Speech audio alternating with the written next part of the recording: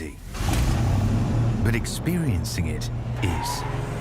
iRacing puts you in the driver's seat with the industry's leading sim racing game. Drive on laser scan replicas of the greatest racing circuits from around the world. Go head-to-head against other drivers chosen by skill-based matchmaking to ensure competitive racing at every level. Compete across all your favorite series. In officially licensed cars, engineered to deliver the most accurate driving experience possible.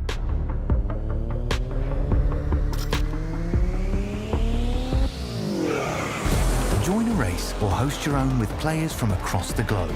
Race against the computer or in a league with friends. Feel the thrill behind the wheel. Visit iRacing.com.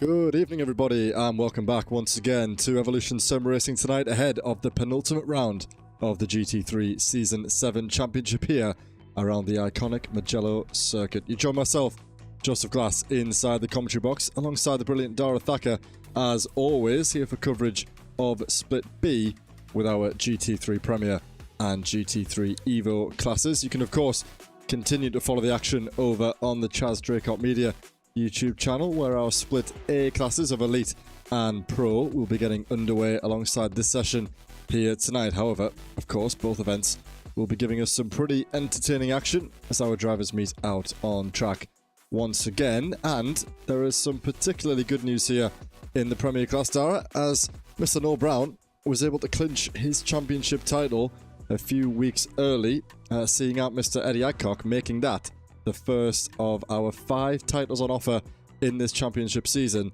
already said and done. Yeah, really impressive for him to win it with a couple of rounds to spare. It's not the longest of seasons, so to do that is absolutely incredible. For him, he's going to be delighted, I'm sure, but he still would love to pick up a couple of wins throughout the rest of the season. Starting here tonight at Mugello, a circuit where we've seen overtaking occur. It can be difficult, but these GT3s very well suited to some high-flowing corners that we see here. They are suited to some high-flowing corners, but the flow will not quite be there as much as it will be toward the end of the session. Of course, the drivers find themselves in the middle of some wet running, some wet practice, and that the conditions should remain the same until at least the start of the first session. We'll cover that in just a moment after we have gone through the formalities. So, as always, a quick word for our championship sponsors, that is Kame, the GP2 Group, and Keenan Eco Energy. So, as always, thank you to those guys for their continued support of the series. And we now arrive at the penultimate race. As I said just a moment ago, around Mugello we have tonight 2 30-minute sessions, and then the drivers meet at Bathurst next week, which is such a tricky place to go. Of course, the Bathurst 12 Hours, the iRacing official, will be hosted this weekend, which offers a good opportunity for some of these guys to get some practice in ahead of that one. Something tells me that'll be a little bit more tricky than those 2 30-minute sessions that we have next week. But nonetheless, when the season comes to a close and it's all on the line, you can't drop that round, remember. So that's going to put up some very competitive racing indeed then. So we only have about 5 or 6 minutes to go until we get underway with qualifying. So let's run through the order for the championship, starting first with the Premier Class. So as we said, congratulations to Mr. Robin Noel Brown, who, as you can see, 246 points clear of Mr. Eddie Adcock. And looking at the timing sheet, Dara, I do not see him here tonight. Sorry, I do not see Adcock here tonight. Noel Brown is with us, so not only is that confirmed, but he will definitely put the nail in the coffin before the end of this evening, with tonight being the last round available to drop points. Adcock hasn't been with us after that DNF earlier in the season in round 9.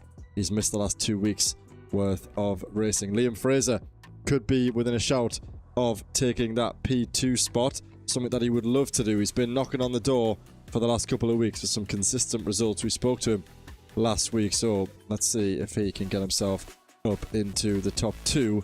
I'm sure he will. He doesn't need to score that many points to make it happen. Same can be said for the top 6, really, even the top 7.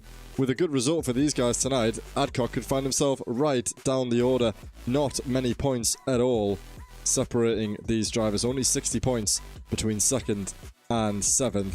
And with 100 on offer tonight, that could definitely go against the favour of Adcock. It's Howarth, Osberg, Kostruck and Bostock in those positions. Dean Sheesby looking to hang on and stay ahead of John Ludbrook in P9.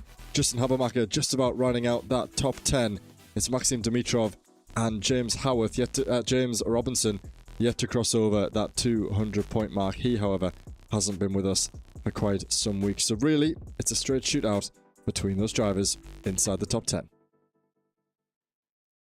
Looking forward to seeing how they are able to get themselves towards the end of the season. It's going to be a really exciting battle.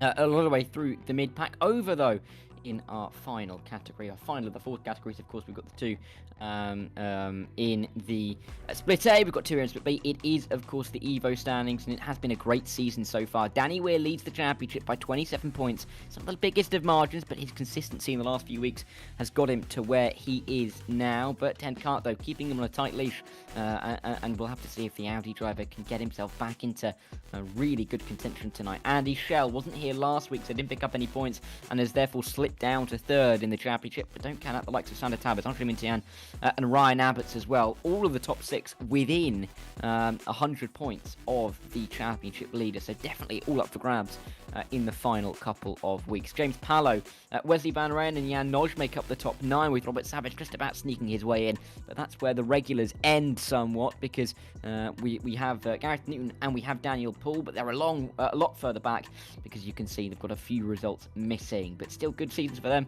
We'll see if they can get anywhere close to the top 10 tonight. And now we take a look at the team's championship standings, and running into this final doubleheader, we have a new team at the top of the sheet. It's the RLH Panthera team, Fretwell, Pallow, Van Rijn and Reiser, who lead the way narrowly by just 12 points ahead of RDSA. Of course, we know Albert, Denobriga and Lucchesi not ones to be pushed around, let's say, and they will know fine well that they stand a very good chance of scoring some good points up there, of course, in Split A. So we can I will check after the session how those guys have gotten on. Sadly, though, for the Quartermass team, they've led the championship pretty much every single round. I mean, I'm thinking back at least over the last 6 or 7 rounds, maybe not right from the start, but they've dropped down inside the top 3 for them, and they are at the clutches now of the Axis Sim Sports team. Just 3 points separating those 2 teams at the moment. Then, still inside the top 5, it's Robin Noel Brown and Scott Kostrick, who are doing so well for themselves, being the highest team with only 2 drivers yet to cross into the 1,000-point mark, but they'll fancy their chances at being able to potentially get inside the top 3 if things were to go their way tonight. Next, it's the STL team of Bakker, Van Mulken, Tabbers and Cat. Of course, Cat fighting it out inside that Evo class. He'll fancy his chances at getting toward the front of that field, and that will help the team, obviously, in turn, to try and catch up with the top 5. It's the DXT Solar team next, followed by DXT Luna. Those guys, albeit a few points away from each other, doing well to stay with one another. Then it's LS Racing and Conehead Racing inside the top 10. And then behind those guys, not too many gaps either. The Sheep Valley Racing team down there in P14, doing quite well for themselves. Both of them with us in B-Split this evening. And then the Kame GP2 Porsche team rounding out the top 15. We've got just about a minute and a half to go. We're ahead of schedule, which is always nice to see. And we'll now join back over the trackside to see how the guys are getting on before we get underway with those 4 laps of wet qualifying, which, as we know, Dara, it's difficult enough to put a lap together in the dry conditions, in those tight restraints. Never mind having to do it in the wet. Yeah, and it's going to add a little bit of time to the lap as well, a little bit more wiggle room for drivers to gain and therefore lose a little bit of time, so I definitely think they're going to be wary of that. Noel Brown eyeing the limits of the circuit as he runs his way through the final minute or so of practice. Very much see those bright blue wheel rims in the wet weather. The grey weather, the cyan blue really stands out, but Noel Brown has stood out all season long with the performances that he has put in. Let's see what he can do in qualifying. But yeah, I think a lot of drivers now really just focusing on trying to get that opening lap on the board and getting it in a really good spot, because they don't really want to be chasing themselves towards the end of the session and really feeling like they have to put in a good lap and therefore put pressure on themselves. Going well at the moment for the guys at the top of the Evo division, actually. 5 of those guys, from Newton down to Poole, inside the top 10 overall. So pretty competitive across both of these classes so far. Advantage Osberg, advantage Silver. Here comes Noel Brown, who isn't improving on this lap, I don't believe. He's over a second away from the 2-man at the front of the field. Of course, practice time's meaningless somewhat. It gives you a feeling about where you might be, but it's over to you to convert that once again in qualifying. So we'll soon have cars out on track, and we'll see, Dara, how different it is from what we saw on Monday night. What was a good session for the TCRs and the GT4s, but this is a little different kettle of fish, really. We've got some heavy undulation around this place, which is not only bad enough in the dry, but it really is exacerbated when you have to go through, for example, the Arrabbiata corners and a few of the other tricky. That 5, 6, 7 complex will be pretty treacherous out there, especially when you're on low fuel. Yeah, you don't really want to be making those little mistakes, which are very much it's very possible to do, isn't it? In these kind of conditions at a circuit that just isn't, well, by far, isn't the easiest that we'll see on the calendar throughout the remainder, throughout the season and into the remainder, of course. Next week we round off the championship at Bathurst. That's going to be a tricky circuit as well to really contend with. So it's not the easiest ending to the season for these guys, but I think Mugello in the rain is one that I think a lot of them had circled towards the start of the season as a tricky race, but B, a race where they could pick up points. Others fall by the wayside if they can keep themselves consistent enough. They don't have to do too much, and they could find themselves towards the top of the order. So that could be something that we see tonight, but you've got to get the qualifying lap on the board. Here comes the first of our 4 champions then, making his way around the circuit on a little bit of a victory lap. His job this season is more or less said and done, but he's here to try and put on another show. Of course, he'll be thinking back to that Sebring event that we had a handful of weeks ago, where he dominated the field, won by around 30 seconds. If my memory serves me correctly, I wonder if we're going to see a similar display tonight. Getting up on those curbs, pretty difficult actually to make that stick when it gets up on those painted white lines or even on the curbs. So something that you've got to watch out for. We will ride on board with Robin after he finishes his outlap. Welcome in to everybody in the chat as well. Good to see Andrew Fellows with us. Not sure he's been in the chats in the GT3 so far this season, saying that the flatline teams may well be coming to the grid in Season 8. It was announced earlier today that we won't be hosting any more series on a Monday night for the time being. Of course, they will return in the future, but for now we're going to focus on Sundays and on Thursdays, so it'll be quite interesting seeing flatline out there in GT3s this time in a couple of months, Dara. Yeah, always good when the teams and drivers then, if one championship goes, they can prioritise others, and it will be interesting to see how it changes going into Season 8, into next season, in what is only really a month and a half or so before we get that season underway. So not long to wait realistically, and only really a month to go until we start our Sunday nights, which is incredibly exciting. I know you're probably looking forward to that, Joe, because you'll get to drive for once. It is. It's been a little while since I've done some competitive racing, actually. I was obviously in the Season 6 series. However, I missed the first 2 rounds when I was away, and then I had a disastrous round 3 and round 4, making a stupid fuel miscalculation and all that jazz that goes wrong. So really, the last competitive championship that I was in was Season 5, which feels like such a long time away. We've got a great lineup, actually, going into that one. Two full teams and a couple of reserves lined up as well, so I know my guys in my server are looking forward to that one, and as am I, of course. A different format, something that's a little bit different. Those longer races, minimum 60 minutes, maximum 90 minutes, and yeah, I'm not sure how you'll do in James's company for that long, Dara. Have you ever had to speak to him for that long before? Well, I did do those opening couple of rounds on a Monday night. I can't remember when you were away. And so James had stepped in to the booth, but yeah, I'm fine with that. I'm not going to get myself in trouble with the boss man. I'll let you do that. You've probably got a little bit more street cred than I do, so I will say that I'm heavily looking forward to it. Very good. Yeah, well, I'm looking forward to seeing what he can do, actually, in the booth. It's been a long time coming. For those of you who are sort of, how do I say this, long-time companions of the boss man, you'll be aware that the last time he was in the booth was on the old Formula 1 games on console. Obviously not the last time completely, but the last time for an official season was the best part of 2, maybe 3 years ago. So it'll be very interesting to see what he can pull out the bag. I know he's got a few little things up his sleeve that he wants to make happen for that season, and it's going to be one hell of a session, of course. The first weekend session that we'll have at ESR, and as I said, the first little hint at some sort of endurance, if you want to call it that. So I am very much looking forward to getting involved in that one. The first lap times coming in now then. It's the two Dannies at the front of the Evo class at 2:08.9 for Mr. Weir, and it will be a 1 second difference but for Mr. Poole. That will actually, I think, be a 2:10 lap. Yes, it is. 2:10.02 for Poole. James Bostock, however, comes across the line and takes provisional pole position. Speak of the devil, and he shall appear.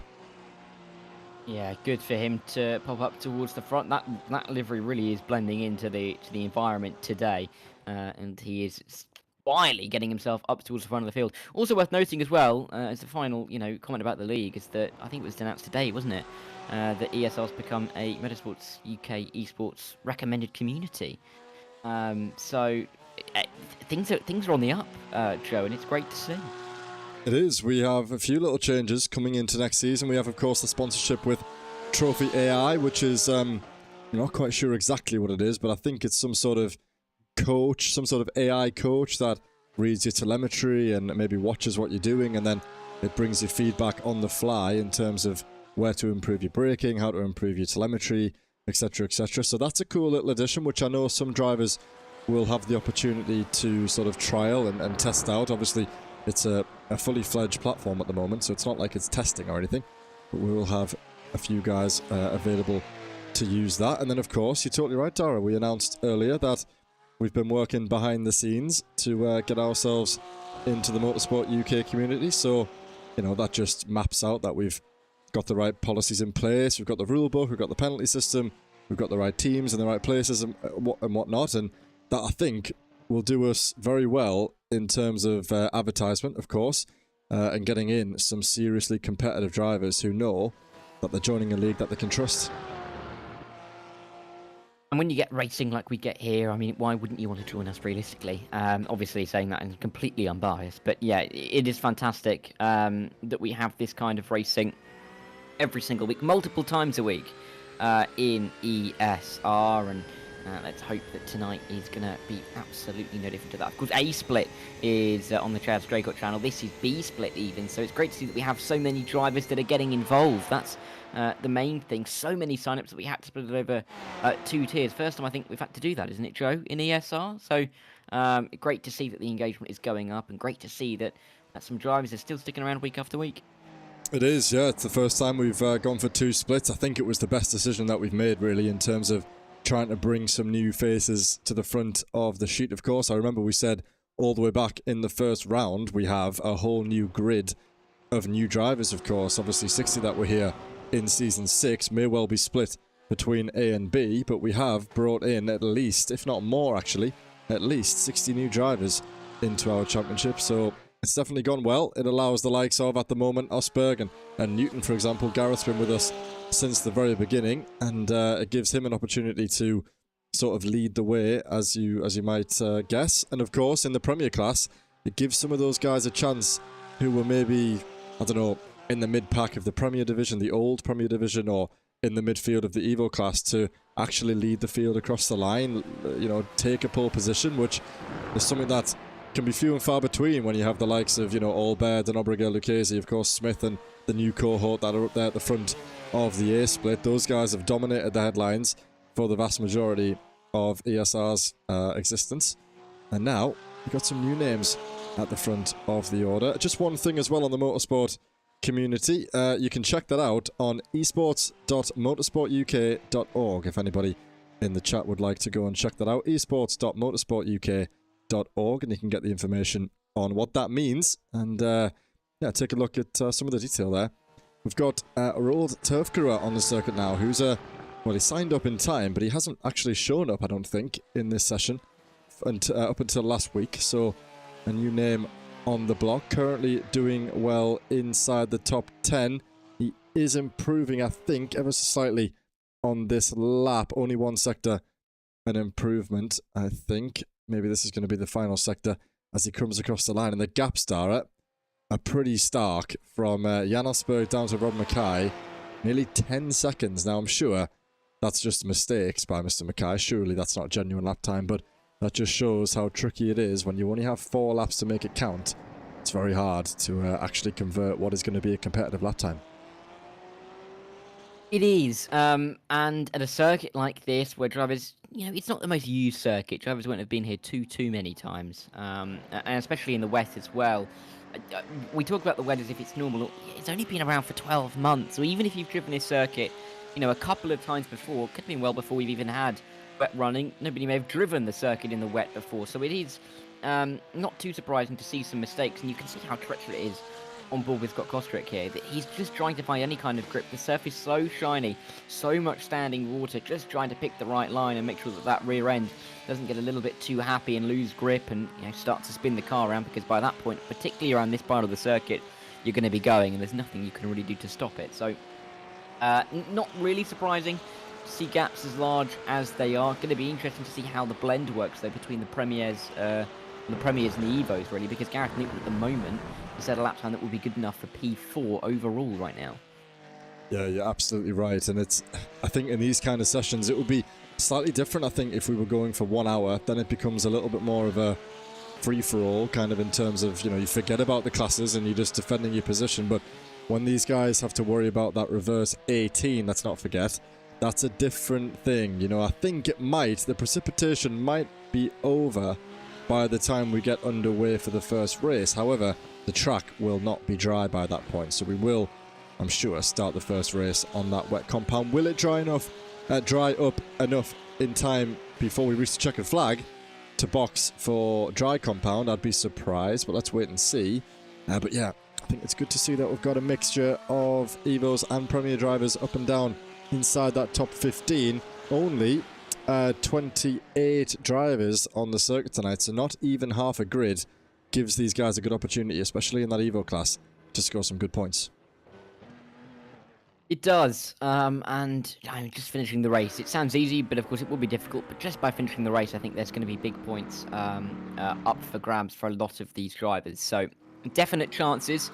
They're going to be very happy, I'm sure, with the lack of competition, because it means that even if they're not having a good day, they're still picking up some decent points for their championship aspirations. Austin Graff moves up into P11 in his Ferrari, the lone Ferrari to have set a lap time in that Premier class so far, and that could be session over for him. Not too many more laps left to come into the tower, really, Joe. Yeah, a little comment earlier from this man, Mr. Sheesby, saying the Uber just about got him to the circuit in time, so he's jumped out of one car straight into the next, and now he's out setting lap times at the moment inside the top 13. I'm sure he'll be looking for an improvement. He has improved in the second sector. Nothing to speak of in that first sector. It's a 45.7 in the final sector, so let's see if he can improve by the time he crosses the line. Of course, he needs 2.5 tenths just to make up one position. Needs best part of 6 tenths if he's going to get himself inside that top 11. Top 10 might be too far out of reach, especially with an exit over the gravel like that. We only have a handful of cars left out on the circuit. We've got Vea, Palo, that's it actually, Vea and Palo. The rest of them have completed their qualifying already. Liam Fraser still out on circuit, lapping in the time that we have remaining. Sheesby across the line, then the final man to set a lap time. Is it going to be an improvement? No, it is not. He stays put in P13. Here comes Clyde Vea. This will be the last lap time that is set today.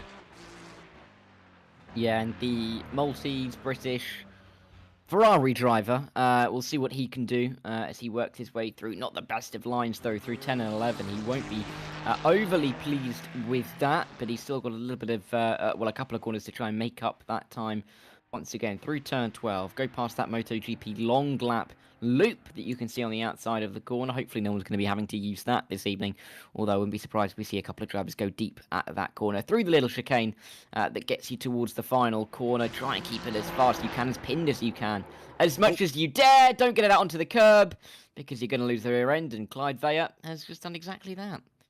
And that will be qualifying over. Liam Fraser is here, but he's already on his 5th lap at this point, so this one will not count, I'm sure.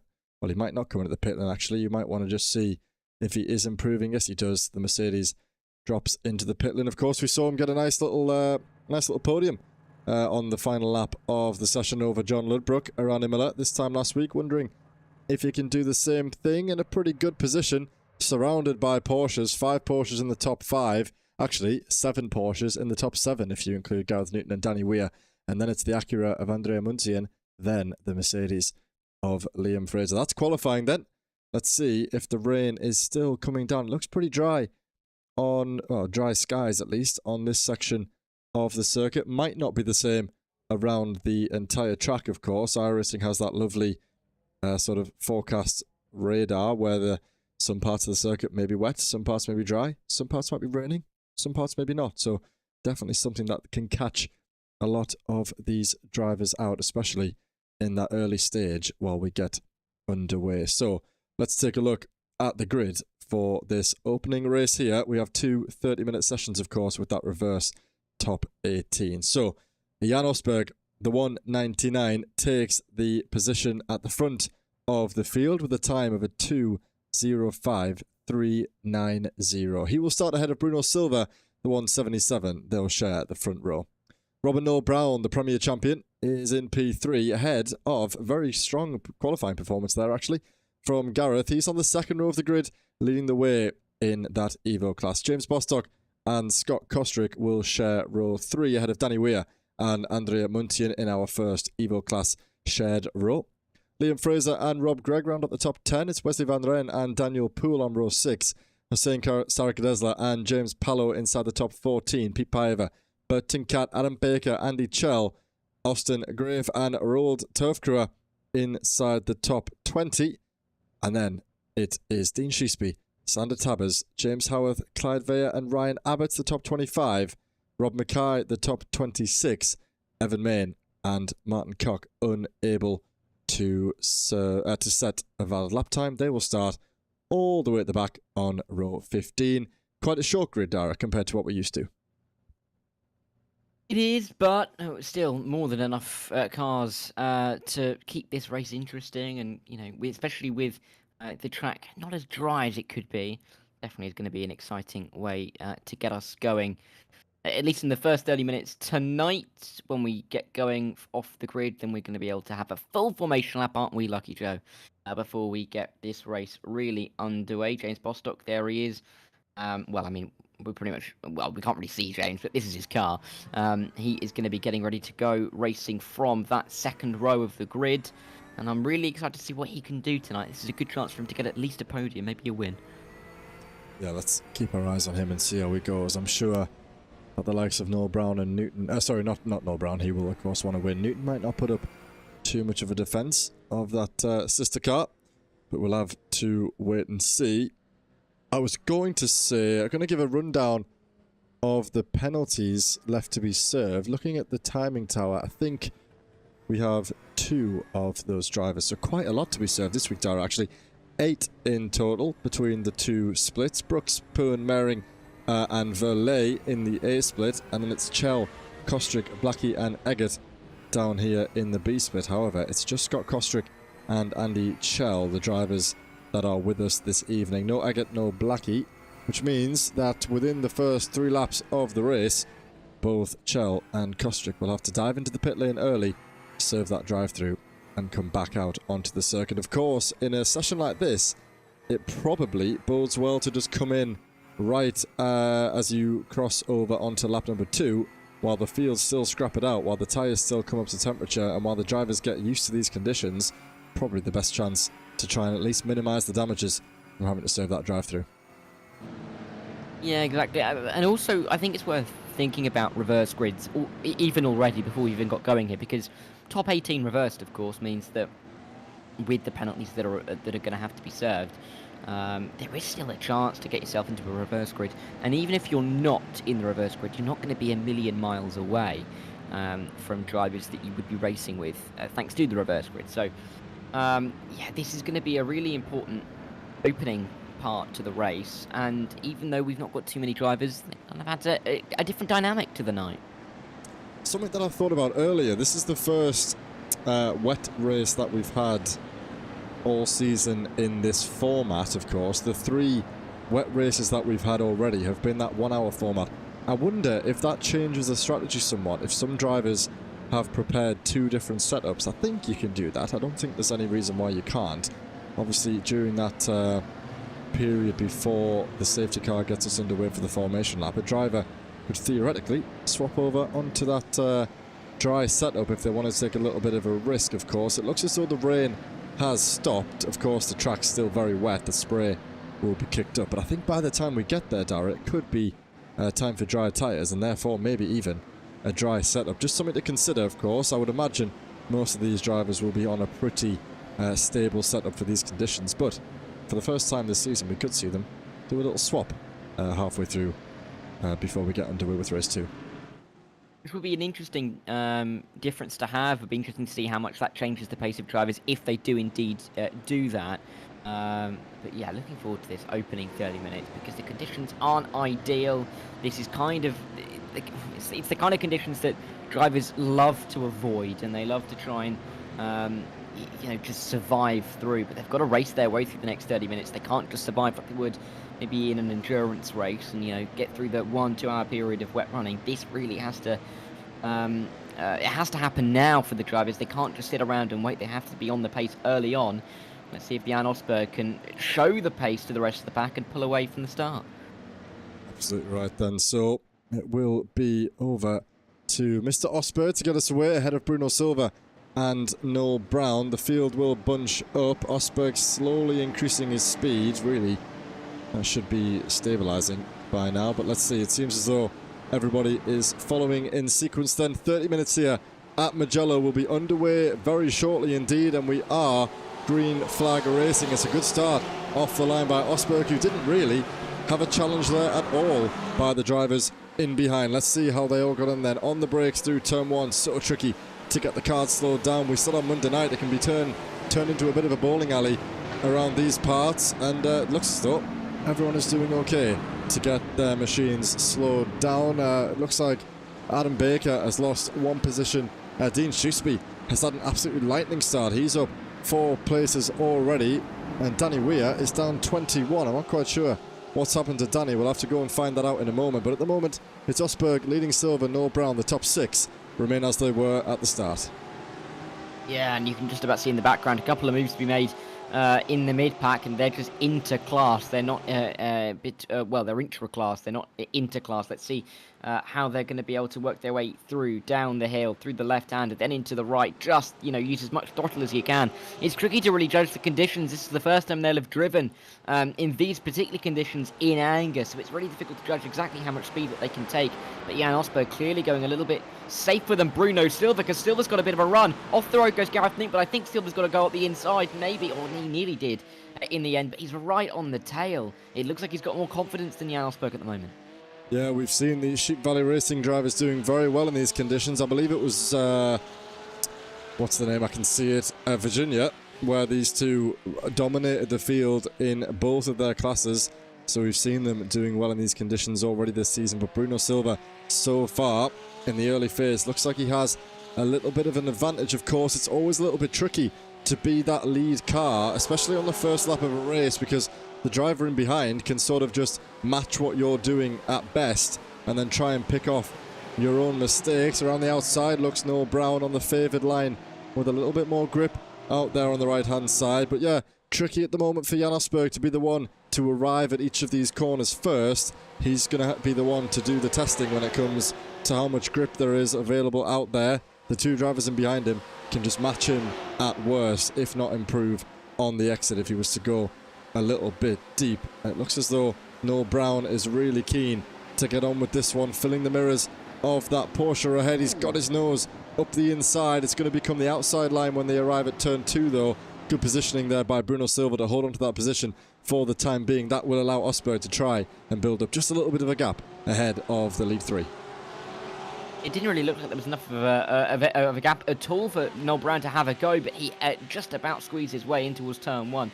He's not going to fight it as they run in towards 4 and 5. That's probably the smart move to do. He doesn't really want to get himself, put himself into the gravel early on. Of course, you are still thinking about that reverse grid, and you don't really want to put yourself out of contention, albeit there's so many drivers that are so far back that you could probably go off the road and still be in the reverse grid order, despite the fact we've only been going 3 minutes in this race. So, yeah, intriguing at this point, to say the least. James Pallow is trying to fight his way through. He's trying to fight with Bert Ten-Cart, of course, who's just in behind him. Wesley Van Ren's losing positions. He's off the road. There he is, and Van Ren's going to drop down to, P5, probably lower than that as well, as he just emerges back onto the circuit. Where is Sander Tabbers? Because Tabbers will be looking to come through just in behind here. This is going to get a little bit tasty with Austin Graf.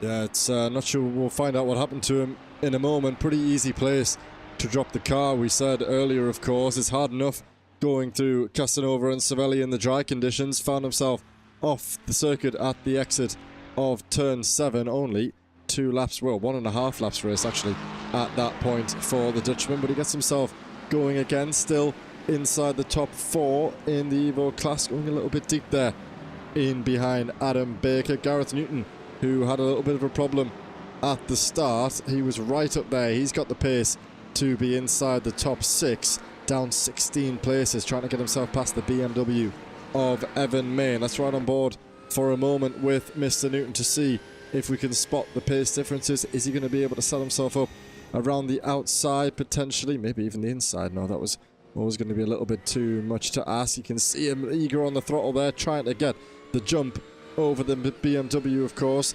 I wouldn't imagine the BMW is the favoured machine in these conditions as they go side by side, coming awfully close to one another down the pit straight. Both cars in front kicking up that spray. The BMW has the straight line advantage. In the corners though, Dara, I think the Porsche, especially with the driver, might have a little bit of the upper hand here. No, I've just noticed, I'm sorry if I was looking at something else and you didn't mention it, but Jan Osberg dropping to P8, I think he dropped down at the same time that we saw Van Ren dropping down the order. I've just gone back on the YouTube and had a look. Was there contact between the two of them? Let me go and have a look. I doubt it because he was in the lead, but they've both dropped down the order because Jan Osberg's now in 8th because he was winning the race. Here we go then. It's a pass for the lead of the race with Bruno Silva. Let's watch on board, heading up the right-hander at Arrabbiata 2 when he just goes off the road. Let's watch that from the perspective of Jan Osberg here. Up Arrabbiata, of course, taking that wide line. Oh, gets on the paint, gets on the curb. Yeah. And it's just impossible to stop that at the moment. We said, you know, it's kind of what we were alluding to. It's so tricky to be the lead driver with pressure in behind when you know you have to push, otherwise he'll be overtaken. But you can't push too hard because then that happens. And sadly for Osberg, he is sort of the victim of his own success there. I guess you could say if he hadn't qualified on pole, he might still be facing in the right direction toward the front of the grid. That hands the pressure over to Bruno Silva, who I'm sure doesn't really want to be in that position either. And, you know, the irony of it is, if the same thing were to happen to Bruno, then it would be championship leader back at the front of the field, Noel Brown within 1/10 of a second, putting pressure on him down the pit straight a little bit, bump drafting him, not quite bump drafting him, but definitely making the most of that slipstream. We saw on Monday night some drivers being quite eager to force the issue onto the inside at turn 1. However, tonight it might serve them better to try and go around the outside. Well, there's a little bit more grip available. Noel Brown has been here before. Let's see how long it takes him before he fancies putting a move on the 177 ahead.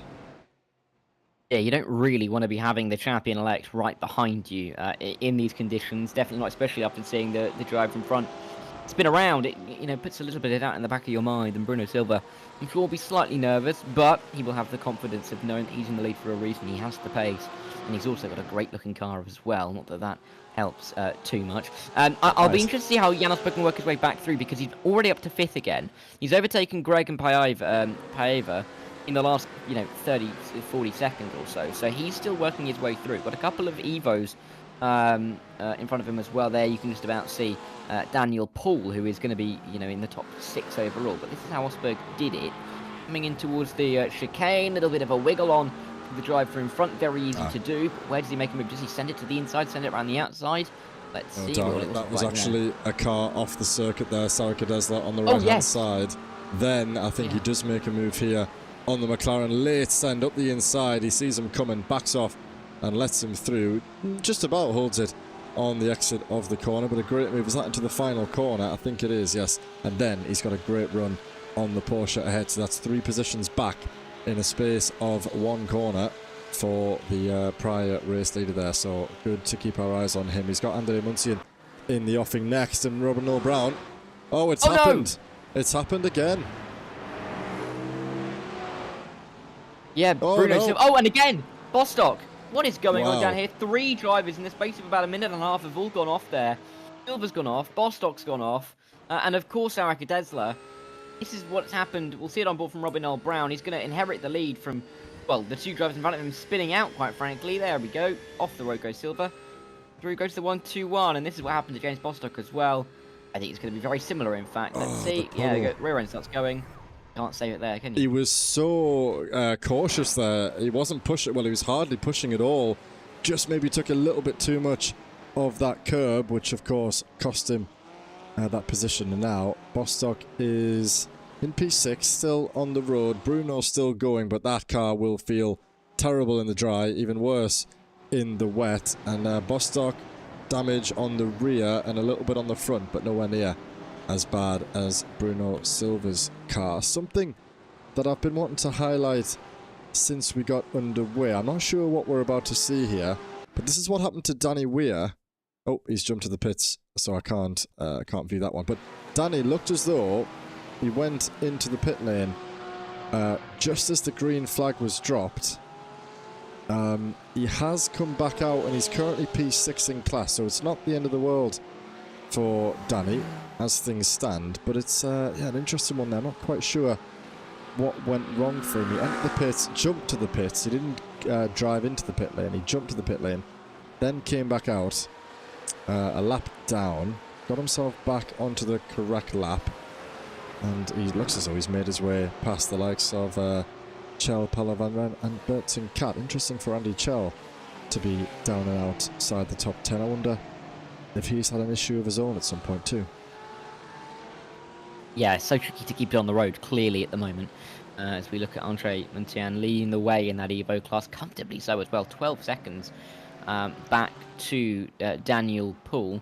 And it's going quite well for him. P4 overall, going quietly about his business. That Acura seemingly working well. Only a trio of Acuras here this evening. Muntian, Sarika Desla and Cheeseby, which a little bit surprising to see. We've seen more Acuras more often this season, but unsurprising to see a lot of the Porsches, and that the Porsche's working well in these wet conditions. The almost known for its ability to find some grip.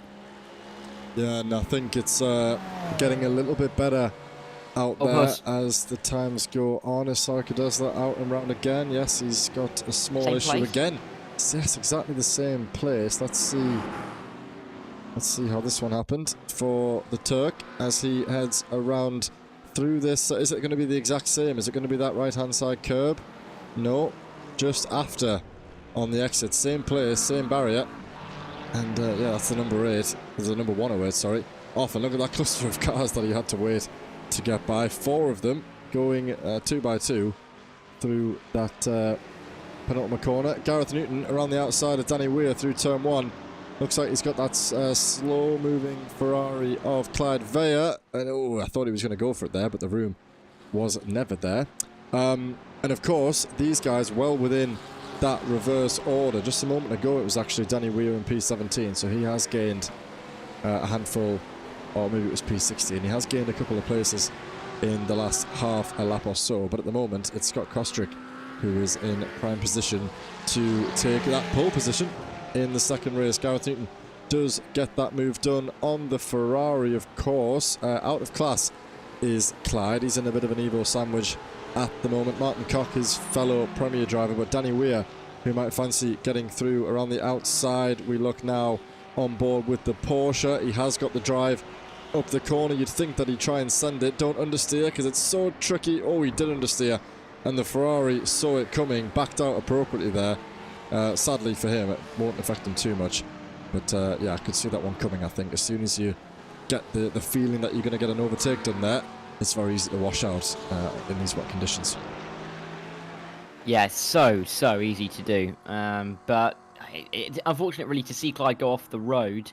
But lucky that he's back on. Someone dropped down the order momentarily towards the front of the field. I'm not too sure who it was, but a couple of changes of positions. We'll keep an eye on that as we continue to watch Sander Tabbers and really track his progress. Been going well in that McLaren. He's hoping to keep himself nice and close in the championship as well. And the P3 were doing well. It's almost a shame for him that he almost can't gain as many points as he could in other rounds because there's not many people here. So his championship rivals, even if they're having a bad day, are still going to pick up decent enough points. So we'll see what Sander can do, going along nicely. But I'm sure he wouldn't mind getting himself into the top two as Muntian is overtaken by a couple of the pro drivers, or Premier drivers, I should say. Yeah, smart move, I think, by Andre. He's got Bostock and Turf Kruer in behind him before Daniel Poole. Clyde Veyer has got past Martin Cock and looks as though he's putting a little bit of pressure on Danny Weir, is he? No, those guys well up the road. It's actually Martin who's fancying that chance again. He won't be able to go the long way around the outside. The position given back to that Ferrari. All of a sudden, that gap, there was a battle going on toward the front of the field. That's now gone. All of those drivers toward the front split by at least a second and a half, the vast majority of them. Sander Tabbers here with Gareth Newton, who's on a charge. As we said, he had the pace to be inside the top 5 earlier on, and that's something that he's looking to continue. Lovely shot here as they head through 5, 6 and 7, and you can just see the pace that Gareth has. He's already leaving these guys for dead. Danny also one to watch out for as he looks to get past Sander. Is it going to be a replicable move here up the inside? Oh, some connection issues for Mr. Weir, it seems, but he has got that one done. 2 positions made up on 2 drivers, 2 laps running at the same corner. Yeah, that's kind of what you want, isn't it? Effectively done as well. Making moves in difficult conditions, such an impressive thing to be able to do. We're just about to cross the halfway point in this race. It's clearly a long way left to go as Huss spinning around again. This time, is that down at turn 3, I think that is. Getting out of the way as well. Yeah, well, I was just highlighting... Turn 5, it's turn 5. Yeah, I was just highlighting that because that is Hussein's night over. I wondered if it was anything more impactful than that, but that is him in the pit lane for the time being. Let's hope that he returns to track with us for the second race. And there's been a little bit of a drama for Rob Mackay, struggling at the moment. The McLaren maybe not the best car to pick in these kind of conditions. Wobbly out of turn 2, never really had it scooped up. And does he save it? Oh, not quite a full pirouette, just a half measure. And yeah, the Hawkston Lager livery there of Rob Mackay gets himself moving nicely. Not too much time lost, but just has to be steady with that one. This is a very interesting battle for the final place inside the podium. And of course, if these guys come together, that could really cost them the chance of being within that top 18 reversed. The leader of this pair, currently good enough for P11. So they do have a lot of time in the bank if things were to go sideways. But they do not want that to happen. But I'm sure they'll both want to get themselves on the podium. Nothing else to really gain in the final 13 minutes with the gap to Daniel Poole now over 11 seconds. But these two, both suffering an issue at the start of the race, both proving that they have good pace around here. This one could continue until we reach the checkered flag. Fingers crossed things stay clean between the 2 Porsches. Let's ride on board with Gareth instead so that we don't have this connection issue. But yeah, this one will be a good one as they look to charge through the field. 7 seconds now of clean air for them to work with. Danny Weir, is he going to think about a move at the inside? That was a magic trick. He was gone and then he appeared in front. Sadly, went a little bit too deep. Hands that position back over to Mr. Newton. Yeah, and Danny Weir doing a really good job to find his way through the field at the moment, but he just wouldn't mind getting himself onto the podium a little bit, well, and into a more comfortable position. Of course, he'll get pushed back with the reverse grid when it comes in. For the time being, would do well to get himself onto the podium, which is what he's trying to do. Gareth Newton just being that block for the time being. I wanted to quickly mention Liam Fraser, and Jan Osberg going well. Just looking at their lap times, Osberg 2 minute 4.5 is the fastest lap that we've seen from anybody in this race so far. He's running in 4th place, of course, after that spin early on, and he's only a second off of Liam Fraser, who is also going quicker than Bruno Silva. They're all dropping off the back of Robin L. Brown at the moment because of Silva's pace, but we could see a really, really good fight for P2 coming up in the last 12 minutes. Yeah, let's keep our eyes on that one. As we said in qualifying, of course, it's important for the drivers, if they've got the skill to do so, to sort of adjust their lines and adjust their braking points throughout the race in these conditions. It's not like dry conditions where you can sort of target a braking point, maybe just manipulate that slightly. In these conditions, with no more rain coming down, every time, of course, remember there's 28 cars lapping, well 26 cars now, lapping over the same piece of tarmac every 2 minutes, and so the track will quickly dry out. So it's over to these guys to sort of try and feel for the grip and to try and improve their lap times. Jan Osberg at the minute is the man who's doing that the most successfully, and I don't think we're going to see a crossover onto the dry compound anytime during this race, of course. But looking into race 2, that is definitely an option. A wobble there by Newton. He will fancy Danny Weir will fancy trying to capitalise on that. You can see a break in the clouds over there behind these two. That's where the sunshine is coming from. I believe the other part of the circuit is still very cloudy, so it bodes well for the second half of this session. Looking at the front, you are right, because Liam Fraser is under pressure by Jan Osberg. Someone has gone off. It might have been Rob Mackay, could have been Austin Grave, because he is reset back to the pit lane. James Howarth, he was inside the top 18, I think, ready to get on reverse grid pole position, and he has just had an incident. Not good for James at all in his Mustang, only Mustang in the Premier class, of course. Osberg not going to go for a move down at turn number 1. I bet they will continue on. I mean, we're getting to the stage, because there's only 28 cars that were in this race anyway. We're going to quickly get to the stage where, you know, drivers who are a long way off the back of the field get themselves involved in the reverse grid. I mean, we've got Graf, Starker, she's being one of the Evos who are completely out of the race already. That doesn't bode well. That's 4. We only need to find another 6, and there are a few that are struggling at the moment. Oh, this is why Hayworth's... Oh, no. And he just... Well, there's nothing he can do there, realistically, is there? No, he's... Yeah, I mean... Let's see. He'll be focusing on his own marks. You can see him... Oh, pick a side, and sadly, yeah, I think James... That's very tricky in that situation, you know. It's easy to say do the other thing as to what happened, but I think he was probably right to try and go offline there, sadly. The Mustang just slipped across the face of him and ended up collecting him. That then is Abbott's back to the pit lane, out of the race. Mackay, Sarika Desla and Shisby in the pit lane as well. Howarth has survived that initial bit of contact. All of a sudden, look at this. That damage to damage to Bruno Silva really starting to impact him now, because he's got Jan Osberg and Liam Fraser all over the back of him in the hunt for P2. All the while, Robin Noel Brown 18 seconds up the road. Surely he's not going to get up to the levels that we saw around Sebring. That was 30 seconds after an hour. Surely you can't do 30 seconds after just 30 minutes here, Dara. Well, you'd say that. We'll have to wait to see if he can do it. They've got a BMW in front, and that is going to be Evan Main that they're going to have to negotiate their way through. But he's a lap down. I can't imagine he'll fight this one too hard. 5 laps remain at the end of this one, as that's not a good line from Fraser. Has he dropped it? Has he dropped the car? Because Jan Osberg is through. Oh, he's not quite dropped it, but he nearly has. Lucky to save the car, but he's not going to be fighting down into turn 1, that's for sure. Let's see, did he have a wobble? He just got caught up a little bit too close to that Porsche. Tried to get on the alternate line, had a little bit of a wobble. Good save there by Fraser, actually, in that Mercedes, and then it was contact. Wow, I didn't see that on board. Let's watch that one more time from the perspective of Fraser coming around the final corner. Howard's had another incident, sadly, down there for him. Gets a snap. Great hands. Great safe hands there. And then a little bit of a wobble and more great hands there by the 174. So not the best corner he's ever done, but that could have come off a hell of a lot worse. He's managed to do very well in a bit of a bad situation. And it's that Evan Main getting out the way nicely. It's, yeah, game on between Silva and Osberg, but with that damage on the front of the Porsche, I think if he can just bide his time a little bit, the Porsche, the 199 for Osberg, will probably have the advantage there. And we're starting to see the track surface just get a little bit lighter.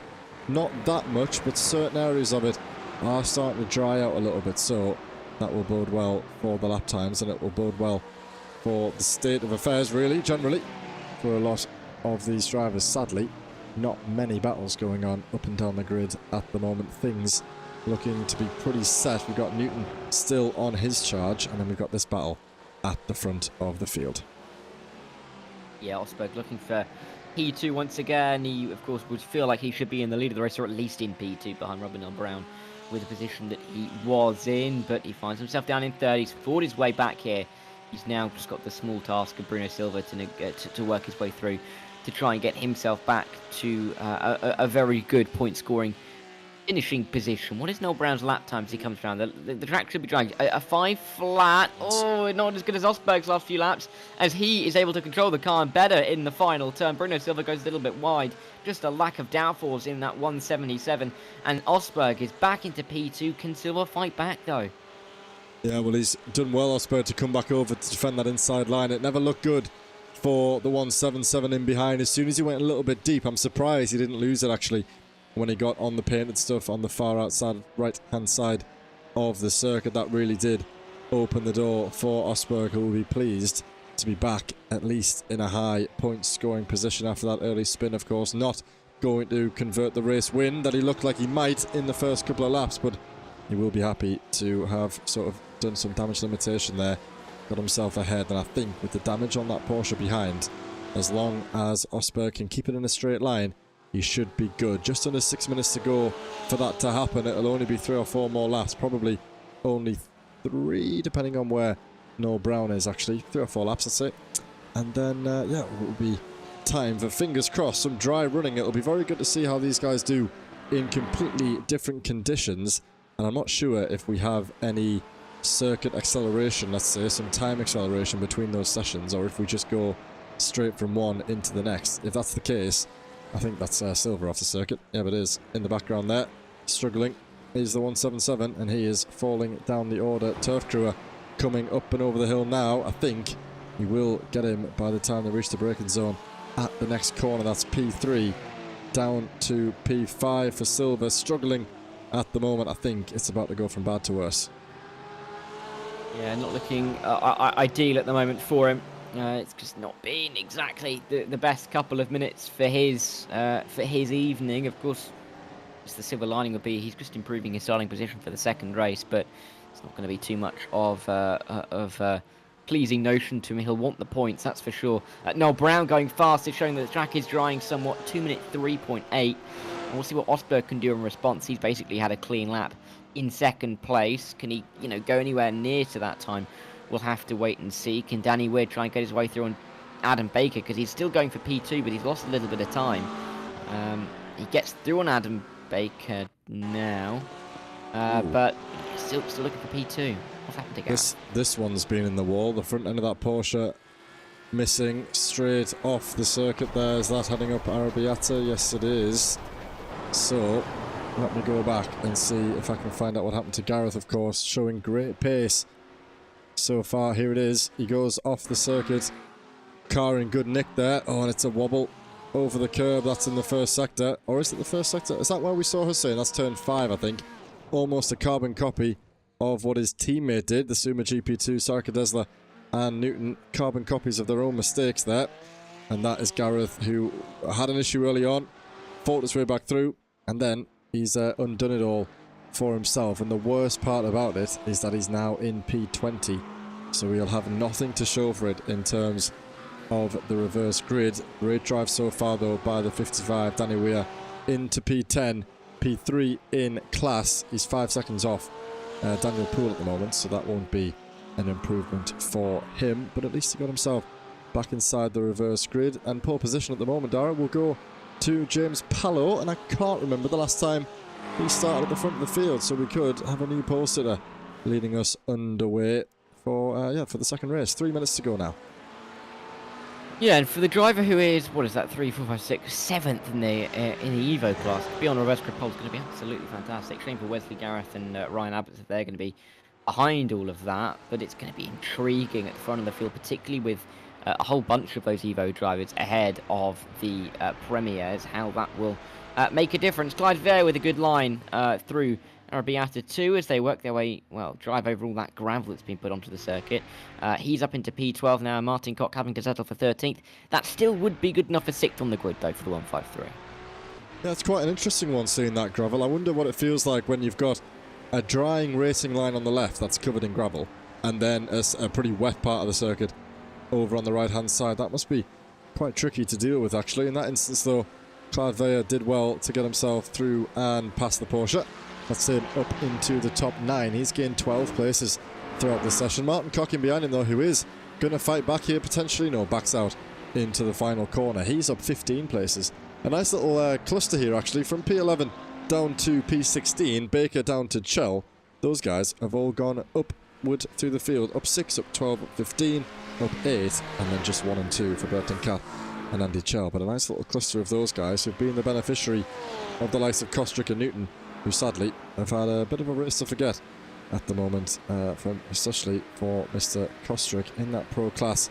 Started very well, right toward the front of the field, and now finds himself in P17. Not the end of the world, though, because he will be on the front row of the grid in just, well, it's about 6 minutes' time after the warm-up and after this one is concluded. Let's ride on board with Robin Noel Brown. It's been a champions display once again from the reigning champion, well, not even the reigning champion, from our new champion in the Premier Division, who I think will round the final corner and will start us on what is our final white flag lap here. So, great drive so far by Noel Brown. Let's ride on board throughout the rest of this lap, unless anything happens elsewhere, and let's see the champion bring it home in this opening race.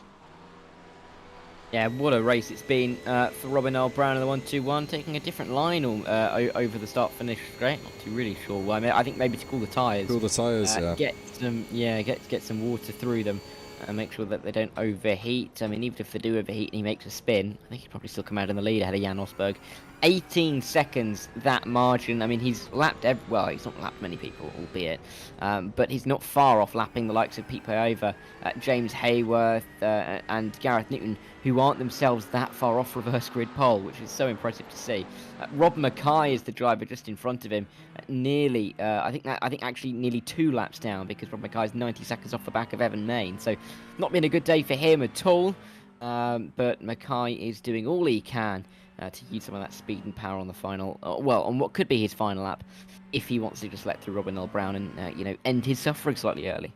Well, the reason that I highlight Mr. Mackay, Dara, you might see, he's on the dry compound, so he's doing quite a smart thing at the moment. No points on offer for...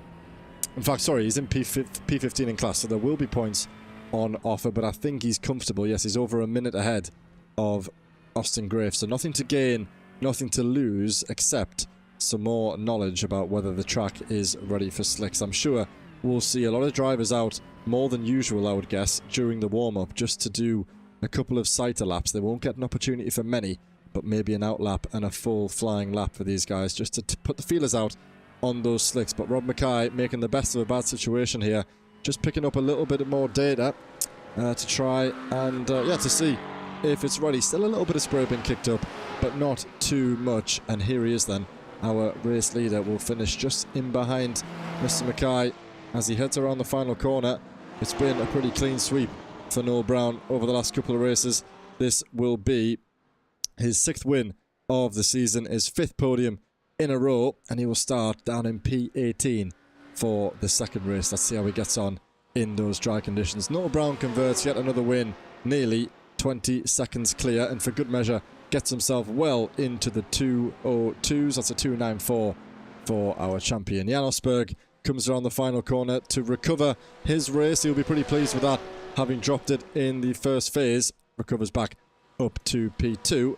And Liam Fraser, we spoke to him last week after what's been a good run. He was on the podium, P3 last time out, P3 once again. Great start to the evening for him. Rob Gregg crossing the line with the fastest lap of the session. Then it's Andrea Muntian who wins in the Evo division. Great session for him at the moment. His first race win of the season. He'll be over the moon with that, and that puts him in a very good place to get past the likes of Sander Tabbers and Andy Chell in the championship. I'm sure we're going to see changes of order in that Evo class with it being so tight. Daniel Poole in P2 and Danny Weir crosses the line to take the final place on the podium. He extends his podium streak to 2 after finishing last week on the podium as well. So that's about as good as Danny could have asked for with the incidents he had earlier on in the efforts to stay in the front of his championship. Yeah, good stuff from Danny in the end to recover to P10 after the difficult start that he had. Ooh, getting very, very close there between Andy Schell and Wesley Van Ran. This is for the reverse grid pole, actually. So Andy just trying to get himself onto reverse grid pole. It's not going to happen for him. And in the end, it's come down to 0.2 of a second. The closest margin on the circuit is the difference between starting in first and starting in 19th for race number 2. Incredible to see.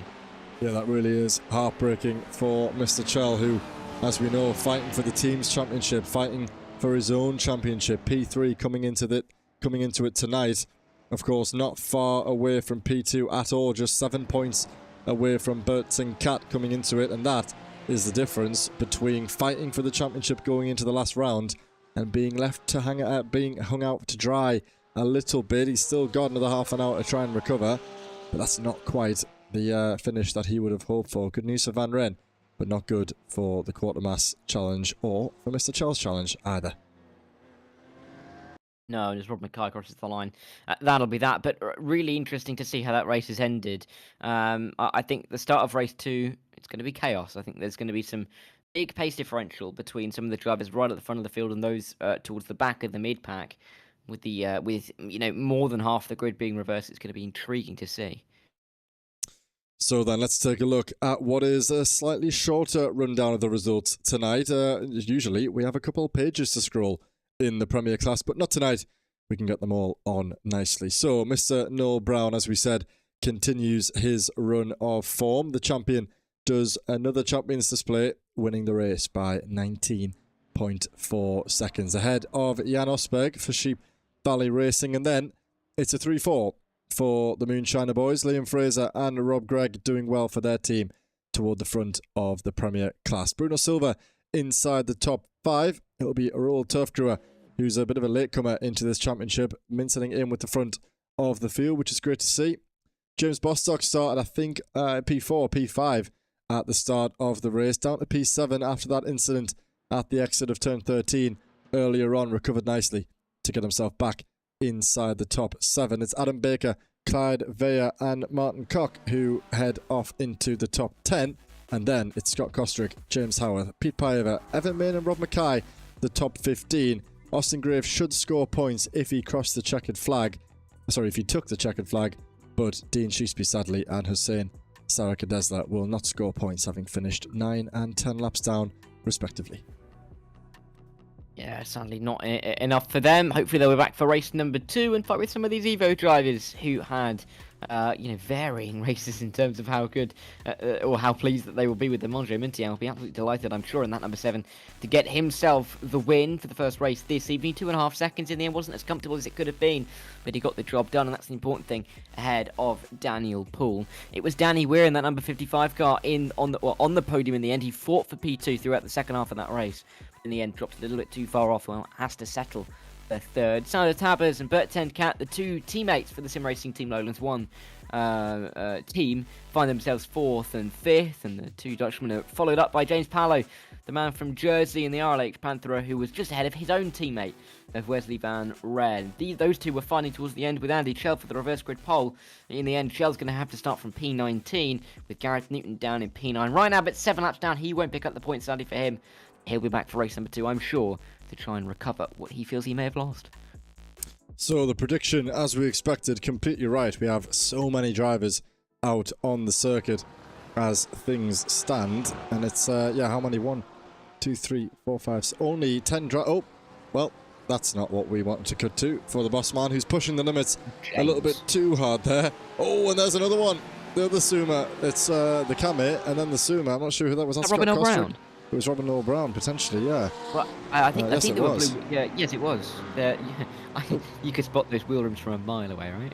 That's a good point, actually. There was so much Suma there in the picture that it was hard to pick it out. But I guess if you're going to do anything like that throughout the night, it's probably best to do that now. But yeah, as we said, as it was almost guaranteed, we would see a big flurry of action during the warm-up as the drivers scope out the lap. Of course, you can still see the Ferrari of Van Rijn kicking up a little bit of spray, which obviously indicates that the track is still slightly wet running off the circuit.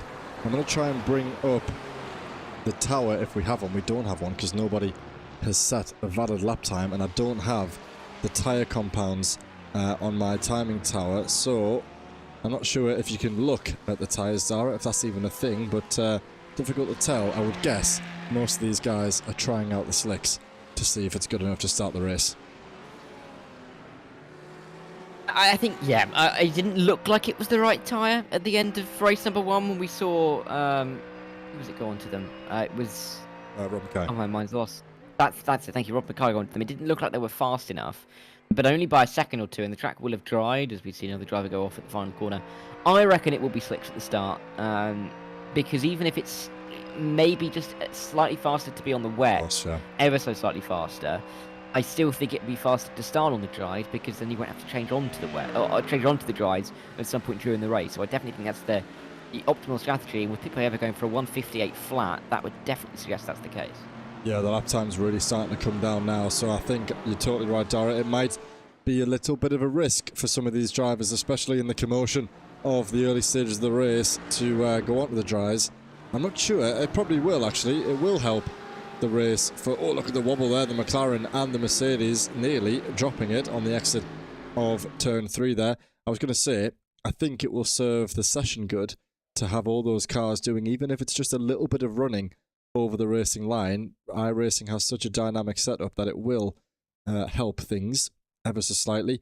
That starting grid looked a little bit shiny, I must say, so potentially getting away at the start might be a little bit wobbly. They'll be pleased that it's not a standing start, of course, but I think most of the circuit, as we see the lighting just kicking into gear there, the circuit is picking up. You can see there the run through turn 7 has a little bit of a drier outer line than it is on the racing line, but yeah, I think after we've maybe done 3 or 4 laps, we'll really start to see the lap times coming down, which I guess bodes well, but it will be a little bit risky in these first couple of laps.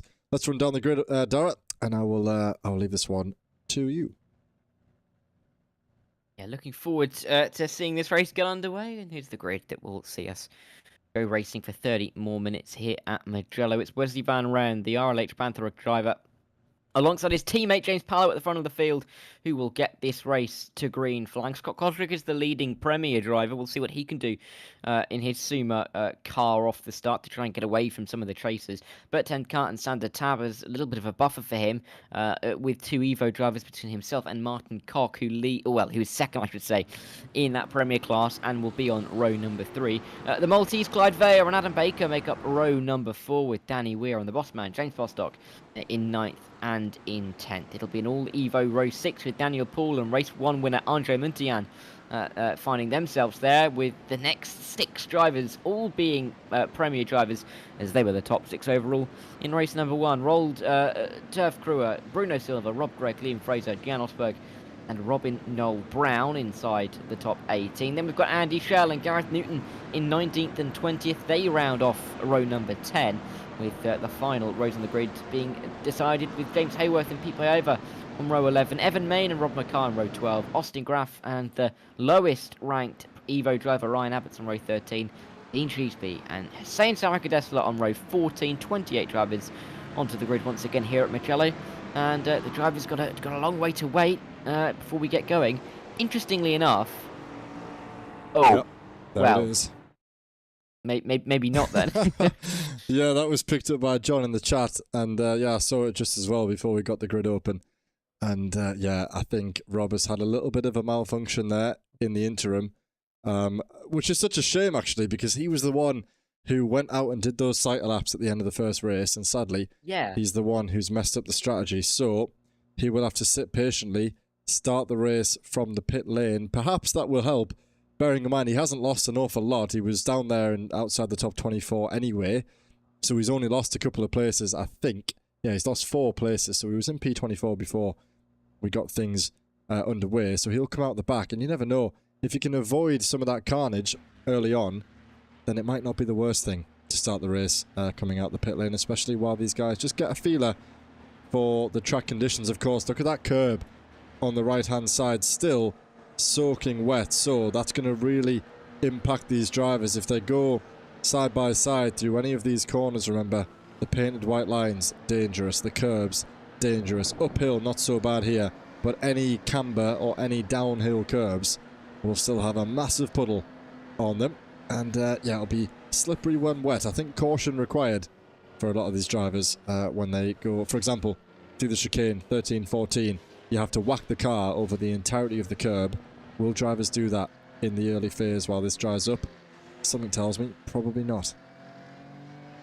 As we see Bruno Silva drive through quickly one there. No, but how many drivers are we going to see go around on lap 1? I mean, it's slippery conditions. Drivers are going to be fighting their cars, really, for that extra little bit of grip that they may or may not even have. So they've got to be careful on this opening lap. It's just a question of how careful will they be. I can't imagine they're going to be too safe with how they drive the cars, but you never do know. The drivers might surprise us. We might see all 28 drivers make it through lap 1 without much more than a hitch, but we will have to see. Van Ren and Palo will try to get away at the front. As teammates, you'd expect them to work together, but that won't always necessarily be the case. This is definitely set up, though, for a good 30 minutes worth of racing to get us in towards the final race or final evening of the season next week. Absolutely right. So the pace car will peel in. As always, it will be over to Van Ren to get us underway. Fingers crossed we have another clean start. We haven't really seen a bad one for quite some time. So I'll have this one over to you, Dara. Lead us through the opening few corners, and then we'll get an idea about how many of those drivers are going to fail to make it around the first lap. Here we go then. 30 minutes. Wesley Van Ren, James Palo and Scott Kostrick 1, 2 and 3. What order are they going to be in come the exit of turn 1? We're about to get going. Everybody lined up as there's such a long straight here, allowing all the drivers to get ready. The lights are on and we are racing here at Mugello for the second time this evening. Great start for Wesley Van Ren. He's put everybody napping. James Palo with, not able to lay a glove on him down in towards turn number 1. So Kostrick and Burt Cup will stay 3rd and 4th. And then comes the packs, nearly 3 wide. Danny Weir involved in this with Clyde Veyer on the inside. Then you see an inside line from Jan Osberg trying to make his way through contact involving drivers including Robin Noel Brown, who's off the road. The 108 of Saraka Dessler's off the road as well. It's not a good start for him as it was in race number 1. Mackay will during the race, but as we see the chaos at turn 1, there's chaos down at turn 4 as well. Oh, big spin, big crash, multiple cars off the road and they'll be in the pit lane. Oh God, it gets worse. Yeah, I'm not even sure what happened there, to be honest. I was looking at the timing sheet, waiting for something to happen, and then I looked back. Oh, and there's more carnage. Both Porsches off there. Hold your brakes. Slow down, boys. Holy dear me. Oh, my God, this is terrible. No one... Oh, dear me. I mean, what can you say about this? Sadly, boys, come on. We've been over this so many times. No one holding the brakes. No one slowing down under yellows. And that, Dara, I think, is probably 50% of the field involved in some sort of collision right at the start. So much so that even the timing tower doesn't know what's going on. Well, just to put it into perspective, I mentioned Noel Brown at turn 1, didn't I, as being involved in the collision. He's back into 15th now. I mean, that's higher than where he started, and he was in a collision at turn 1. I mean, it's a little bit crazy. That's Saraka Dessler off the road again. So that's, what, 7 cars in the pit lane. At least another 7 that are kind of off the back of the field. It's great news if you're an Evo driver, though, because it means that the front 6 can just kind of try and battle it out, really, because there's 6 Evos, 6 Premiers in the top 12, and then a big gap back to Dean Cheeseby. Yeah, let's hope that things settle down a little bit. We did somewhat predict that it would be a little bit of a... Oh, there's more. That's Burton Cat and Clyde Veyer. Burton Cat sending it straight over the... straight over the circuit there. Let's just see. Did he get in the way of anybody there? Was there any more contact as he rejoined? Clyde loses it on his own. Burt tries to avoid him. Nothing that can be done there. And then, oh, that was close between the Porsche flying through. I don't think I've ever seen more contact, and it gets worse. Vea, Howarth, Mackay, Burtoncat, Baker, Bostock, Turfkrew, Silva, Osberg and Main in the pit lane and out of this race. The field was already pretty short at the start. It's got even shorter now with the best part of only 18 cars still in it.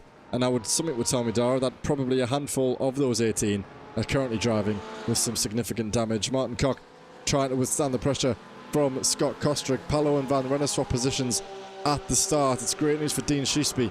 Had a disastrous opening race, but he's up 17 places off the start. Beneficiary of that, Sarika Desler around the outside of Grave, who has damage on the front right of that Ferrari. Liam Fraser going around the outside of Andrea Muntian, while Danny Weir goes around the outside, up the inside of, that is Scott Kostrick. It's all kicking off up and down the order.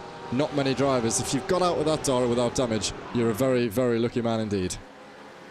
Incredibly so. It's so tricky to work your way through the opening lap without getting caught up in a collision, and that really consists of 9 drivers out of a field of 28. So you're far more likely to get caught up than not, and anybody further back was really, really in danger. The guys at the front could get away a little bit at the front, but everybody else was in a bit of trouble, and we saw that. Only 3 premiers at the front of the field right now, and we've got 5 or 6 Evos, in fact, so it's an Evo-dominated front 9. I don't think we thought we'd see that, and there's a very good chance that we could even see an Evo overall winner this evening, because Palo and Van Ren are first and second, and they've got a big gap back to the battle between Danny Weir and Martin Koch. Yeah, they're checking out of this one, and speaking of which, Danny is on the inside of Martin at the moment, up the inside of turn 2, around the outside of his teammate, just about keeping it out of the way there. Was there a car off, or was that? No, I think it was okay. Danny that was Bostock just slowly backing out of that one. Yeah, he is there. Bostock on the grass, trying to keep it out of the way. That's contact between, that's Daniel Poole getting past the blue flag. Who is that? Is that Turf Crew? Yes, it is. Turf Crew in all sorts of, well, I mean, if you're under blue flags, I'm not sure why you wouldn't just back out of these positions. He is defending a little bit there against the drivers in behind. Sander Tabbers and Andrea Muntian going side by side down into the downhill section. But yeah, pretty difficult at the moment at the front. Cox still under pressure from Weir. But I tell you what, it's great news for Danny, who has survived that early chaos. All the while, his championship rivals right either not here or down the order. He got a podium in race 2, currently on for a podium in race, race 1.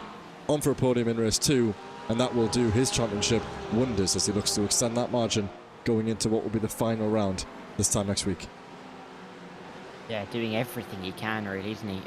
To get his tally up as high as possible with only one round to go, 2 races to go next week at Bathurst. But in a similar vein to what we've seen at the start of the race here, you don't really want to be leaving yourself with too much to do, especially with how easy it can be to get yourself caught up in a collision down at, up the hill at Bathurst. If you're a little bit further back and the car's been in front of you, you've got nowhere to go. Yeah, into the 151s then. Sarika Desler previously had the fastest lap. That's been beaten by 0.2 of a second by our race leader, James Palo. Here he is then. That has come at the right time for these two, heading into this evening, knowing that for the first time this season they're at the front of the team's championship, and now they're bringing home arguably the most points that they've brought home all season. They'll be wishing that there was some sort of benefit. It's maybe some extra points on the line if an Evo driver wins the race outright. Sadly, that's not the case, but I bet they would wish it would be for these two. It is leaving Van Ren a little bit, 3.5 seconds down the road, but they'll know that they've got a massive gap. The race leader at the moment over 11 seconds clear of Danny Weir. Daniel Poole, he's out and in the pit lane. He was just on the back of Danny Weir a moment ago, and now he is in the pit lane and out, which leaves only, well, really, if you exclude Gareth Newton, who's 11 seconds off the top 5, that leaves only 5 drivers in contention for that race lead in the Evo class. And really, it's going to be advantage James Palo. Can you believe that all 5 of those drivers in the Evo class, Dara, are inside the top 6 in the field? No, I know, it's absolutely insane, really. Make that top 7 now. She's got through on Muntian down into what is turn 11 and 12. But the point really does still stand. It's been a great race for the Evo drivers. so far. Let's see if they can keep it up towards the end of the race. I was just thinking as well that we've got a smaller grid than usual tonight. If we had the 50 plus drivers that we had at the start of the season here, God knows how many cars there would have been spinning out and around. That would have been well, it would have been quite something to watch, really. Biblical scenes, quite frankly. yeah, that's one of my favourite phrases actually, Dara. So I find that hilarious that you said that. The car's getting a little bit more confident, the driver should I say, getting a little bit more confident in their machinery, as we saw Andrei Muntian slapping it over the inside curbs at 13 and 14. You can see the track surface really starting to lighten up now. The grip is there, they'll know that. The spray, however, still there. Of course, visibility much better than it was 40 minutes ago. But yeah, these guys, let's hope they don't get a little bit too confident. I think, sadly, that was the recipe for disaster that we saw at the start of the session. Is that Shisby thinking about a move in behind Scott Kostrick? I think he's got a car just on his outside. Yes, he was. That is still that blue flag of Turf Crewer who's mixing it in with these guys, and Shisby loses it of his own accord. This man cannot find any luck at the moment. He had an issue in race 1. He's had issues plaguing his championship, I think it's safe to be said, and sadly there is another one for the Moonshiners 152. Yeah, not ideal really for the team. Shisby is still trying to work his way through as we see the likes of Noel Brown and Muntean go at it. Noel Brown inside line, got the position, got the move done, and the champion in waiting up into P6. It feels like it's going to be a matter of time before he can cycle his way back to the front of the field. I know he's still about 15, almost 20 seconds off of that. But you'd back him to get there, wouldn't you? 21 minutes still to go. He's been scintillatingly quick tonight. Yeah, and of course we saw a very similar outing. Was it around Kota, I think it was, where Kostrick and Noel Brown got themselves a 1-2, and it was clear that Noel Brown wasn't going to take that race win away from his teammates. At the moment, Kostrick leading at the front, of course. Served that drive-through, I believe. Well, I didn't actually check if he did, but I would guess he served that drive-through in race 1, served him well to get toward the front of that reverse grid, and now, potentially, another 1-2 for the Suma GP2 Porsche team. Of course, still lots to play for. He's got Sander Tabbers putting him... Sorry, he's actually got that blue flag still in the mix, but Sander Tabbers putting him under pressure outside of class, of course. But once Noel Brown gets onto the back of him, I would be surprised if he would do too much to try and get past his teammate, unless the pace difference is significant. And not quite sure I like what we're seeing here with Roland, because he really shouldn't be defending, and I think the lines that he's opting to take here are, well, extremely defensive. So I would be sure that the McLaren of Sander Tabber is getting a little bit riled up in behind the blue flagger. But at the moment, what can you do? Not flashing the headlights, so he's obviously not that impatient. But yeah, as things stand, they're proving a little bit of a challenge to get past that Porsche at the moment. Noel Brown up the inside. Sander won't mind that one too much. He'll have to go the long way around the outside. He is going to make that one stick. Lovely move there by Noel Brown. Of course, we saw him on Monday night going into the barrier on the exit of turn 7. This time, though, makes it stick. Now he's just got the blue flag to go before his teammate ride on into the distance for potentially another 1-2 finish. Yeah, definitely a good chance for big points here this evening for a lot of these guys that maybe wouldn't necessarily expect them. Wide goes Noel Brown. Sorry, that's Gareth Newton off the road as he now tries to come back at Martin Carr, because Ikueva gets a little bit clear, but they'll continue onwards with their battle as some of the Tabbers battles with Noel Brown and Andre Muntian. Inside line for Noel Brown, back into the top 6 again, finding it a little bit difficult to work his way through, but he is plugging away wide off the road. That's not Muntian, that's a lapped car. As who's that off the road? Oh, I'm not too sure. They're also a lap down. Turf Crewer? Yeah, correct. The man who's been mincing again with the front of the leaders, hits it over that curb. Oh, and he's made contact with one of the race leaders. That's, well, sadly, a little bit deserved, I think. Shouldn't really be challenging for that position. Shouldn't be getting that close. And in the end, he's got himself out of it, but not by choice. Jan Osberg has got himself past the Audi of Burton Cat, up through now into P12. He will be disappointed with that one. Noel Brown now going up the inside of Sander Tabbers, which we've already seen. And that is a 1-2 at the moment for the drivers in the Premier class. And then he's got a huge gap ahead, 14 seconds to overcome to catch up with Danny Weir. So let's see how the team orders go at the moment with those two. I think this is James Bostock, who's close to being lapped just ahead of Noel Brown at the moment. Yes, it is. And he does get himself up and past Kostrick. He's obviously got the pace after having that earlier issue. Yeah, and it's been difficult for a few drivers with their early issues to almost find the, not concentration, but the desire to really go after some of the positions. Because for the likes of Jan Osberg, he's a minute behind P16 and he's in P19. There's only really so much he can do at the moment in trying to catch the likes of VHL. And then Hayworth, but Hayworth's so far off that it's not worth thinking about realistically. So, yeah, difficult for a few of the guys, but they've still got 70 minutes to, try and make moves. There's definitely chances on the table. This race is by no means done. Still a little bit slippery out there. We are seeing mistakes regularly. You can see on the curbs as we run our way through this chicane. They're still wet as well, so it's very tricky to make sure you've got the right line. Sarka Dessler goes up the inside of Tabbers. There goes Sheesby up the inside of Tabbers. I think Andre Muntier may have tried to follow, but it wasn't going to work out for him. Yeah, I think we just heard a slight engine there to the right-hand side of, who was it? Sheesby. And then I think he was just a little bit optimistic. He was quite far back, actually. No, it would have been Sander. Wow, it didn't even look like his brakes worked there as he went into 15. Completely went straight on. Sadly for him, Sarka Dessler now has got through, he's held on to that position ahead of Sheesby. And these two getting awfully feisty at the moment. That's very late on the brakes by Mr. Sheesby. He's already visited the barrier once this evening. Both of these drivers visiting the barrier a handful of times so far tonight. Fingers crossed they aren't responsible for one another ending up there again. Only halfway through this race, Dara, as you rightly say. Every lap getting a little bit drier. Every lap requiring a little bit more confidence. But again, it's difficult to know exactly how much grip you're going to have in the offing. And it's good news, actually. We've got a 1, 2, 3 in the Premier class at the moment between the three Suma cars, albeit across two different teams. Who's that? That's Bostock, potentially, off the circuit. Yes, a lap down, getting out the way of these drivers coming through, of course. Another Kame GP2 style car, not wanting to get in the way of these three leaders. Let's see how Sarka Dessler deals with this, now that he's got on the back of Noel Brown and Kostrick. He'll fancy himself to get a race win if he's got the pace for it.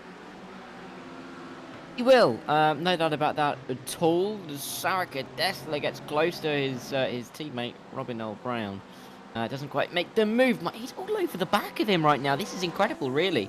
Of course, Huss was taken out of contention really early on in the opening race. We weren't really able to see much of him, and he was involved in the collision then at turn 1 with his teammate part of it as well. And he fell behind Robin. Now he's right on the back of him once again, and look at the exit from the Turkish driver. He looks like he's on absolute fire right now. It looks like he might get this move done up towards turn number 1. They've got to be careful there because Noel Brown's going to have a bit of a slipstream effect from Scott Kostrick. Look at the straight line speed from Sarka Dessler. Incredible to see right now. Yeah, I wonder if that's setup related. Noel Brown, of course, with a little bit of damage on that front end, whereas the NSX is pretty much in pristine condition running into the second half of this race. Is he going to send it up the inside at turn 2 and 3? Yes, he does. Contact a little bit. Robin Noel Brown is just about kept it in a straight line. That was a little bit of a sketchy moment there. I wonder if those guys, I don't think they're in the same server at the moment communicating, so I guess it's game on. We've seen these guys actually going for it throughout this championship already, and now Sarka Dessler will be in the hunt for this race win. At the moment, Scott Kostrick, pressure on the 101's shoulders as things stand, and Sarka Dessler is on an absolute charge. Wow, really wanting to get on with things there. Backed out appropriately. Has he got the run up the hill? I think, Dara, we'll see him get this move done, if not before, I was going to say before turn 1. He's got it done already there as Kostrick goes a little bit wide. We have a new race leader in the Premier class. We do, and Hassan Sarka Dessler has got 13 minutes to try and close 21 seconds if he wants to get an overall race win. Realistically, it won't make any difference at all because Paolo Van Ryn and Danny Weir could just fight it out between themselves. As we see him move around the outside there between Sheesby and Noel Brown. Noel Brown not able to get that one done, and he's going to have to stay in P7 for the time being. But, intriguing to see what Sarka Dessler can do, being scintillatingly quick so far this race. The drivers in front of him lapping it. Oh, there's Noel Brown looks for the loop. It's not going to work out there. Drives in front lapping 51.3, 51 flat, 50.3. Let's see what Hus can do. I think it's going to be around that, but it's not going to be anywhere near enough if he wants to catch with what is, 7 laps to go in this race? Yeah, fastest lap time actually at the moment is Rob Mackay, 49.5. As these guys cross the line, they don't improve into the 49, so we will see some improvements as we go on. Of course, they are fighting at the moment. Here's Dean Sheesby. He fancies his chances at getting inside the top 2, and potentially, if he can get it done, nothing stopping him from catching up with Sarika Desler, which would be one hell of a return for Sheesby. Of course, his best result of the season, 2 P2s, and I spoke too soon because he's off the circuit and in the barrier again. Yes, and what can we say? I mean, Sheesby, another victim of that corner. There's been a fair few tonight. It means he's out of contention with those 3 Sumas right now. But he may try and come back to them. He's battling with Andre Muntian, though. Got to be careful. You can just about see that battle in the background of the shot as Fraser kicks up a little bit of spray. There is still a little bit of standing water up towards the Arrabbiata. So, difficult moments for Dean. Still in the top 5 in class, though, so could have lost a little bit more. Yeah, exactly. It wasn't too bad, but he was pushing quite a lot in behind Kostrick then. I think he's just, again, got a little bit trigger happy there and sent it a little bit too hard on the brakes and into the corner, asking a little bit too much of his machine. But that's where you've got to sort of test the limits, know your own limits, of course, not only the limits of the circuit or your machine, but your own as well. Sitting pretty though. It's a nice picture for these two. Is Noel Brown going to try it around the outside? Kostrick backs out. I think that is almost playing this one to the tee. Noel Brown didn't really put his teammate under too much pressure, but now that Sarika Desler's come along and sort of barged his way through, Kostrick said, go on then, Robin, you have a crack and see if you can catch up with them and get that win for the team. Kostrick knows his place at the moment. He knows that his teammate is a champion. He knows that he's one of the quickest men in the field, so why not let him set on after Sarika Desler, see if he can do anything about that. Only 1.6 seconds as they head through the exit of turn 1. Still, anything can happen. 10 minutes to go here. Danny Weir is catching up with Wesley Van Ryn. That's come out of nowhere, and James Pallow must have had an incident because these guys are only 2 seconds off the back of the race lead, so we could have some action in the Evo class as well toward the end of this race. There we go, the 3 leaders at the sharp end of the field going toe-to-toe in what will be the final 10 minutes now, and we could see some changes toward the front of the order in the next couple of laps here. It's muscles to be. If this can be kept up in the final 10 minutes, the first time in ESR history that a race could have a podium entirely made up of drivers not from the fastest class. Because I can't remember the last time we saw a win, let alone 1, 2, 3 for a class that wasn't the fastest. So incredible work. I mean, albeit they've been helped out by the collisions that have happened, but they're even still pulling away from a Sarika Desler, who isn't necessarily being hounded by Robin L. Brown right now. So really, really interesting to see that Pallow, Van Ryn and Danny Weir just having a race of their own at the front in the Evo class for what could be some really, really critical points for them throughout the rest of the season. Of course, they won't pick up any more points by finishing 1st, 2nd and 3rd overall than if they finished, 7th, 8th or 9th behind 6 Premier drivers. But even so, it's the prestige of an overall race win that I think they'll all be going after. Yeah, I think you're totally right. Definitely no podium, let's say, for that class. But was it not Sander Tabbers around Kota? I know he won that race, but did he not win outright? So it wasn't that long ago, if my memory serves me correctly. Danny Weir there, an easy overtake as you will ever see, as the Ferrari has a little bit of a wobble on the exit of turns 2 and 3, allows the 55 through. He's not done his teammate any favours there, because Danny, we've seen him charging through the field all session long. He's had not the best time of it in race 1, got himself back onto the podium.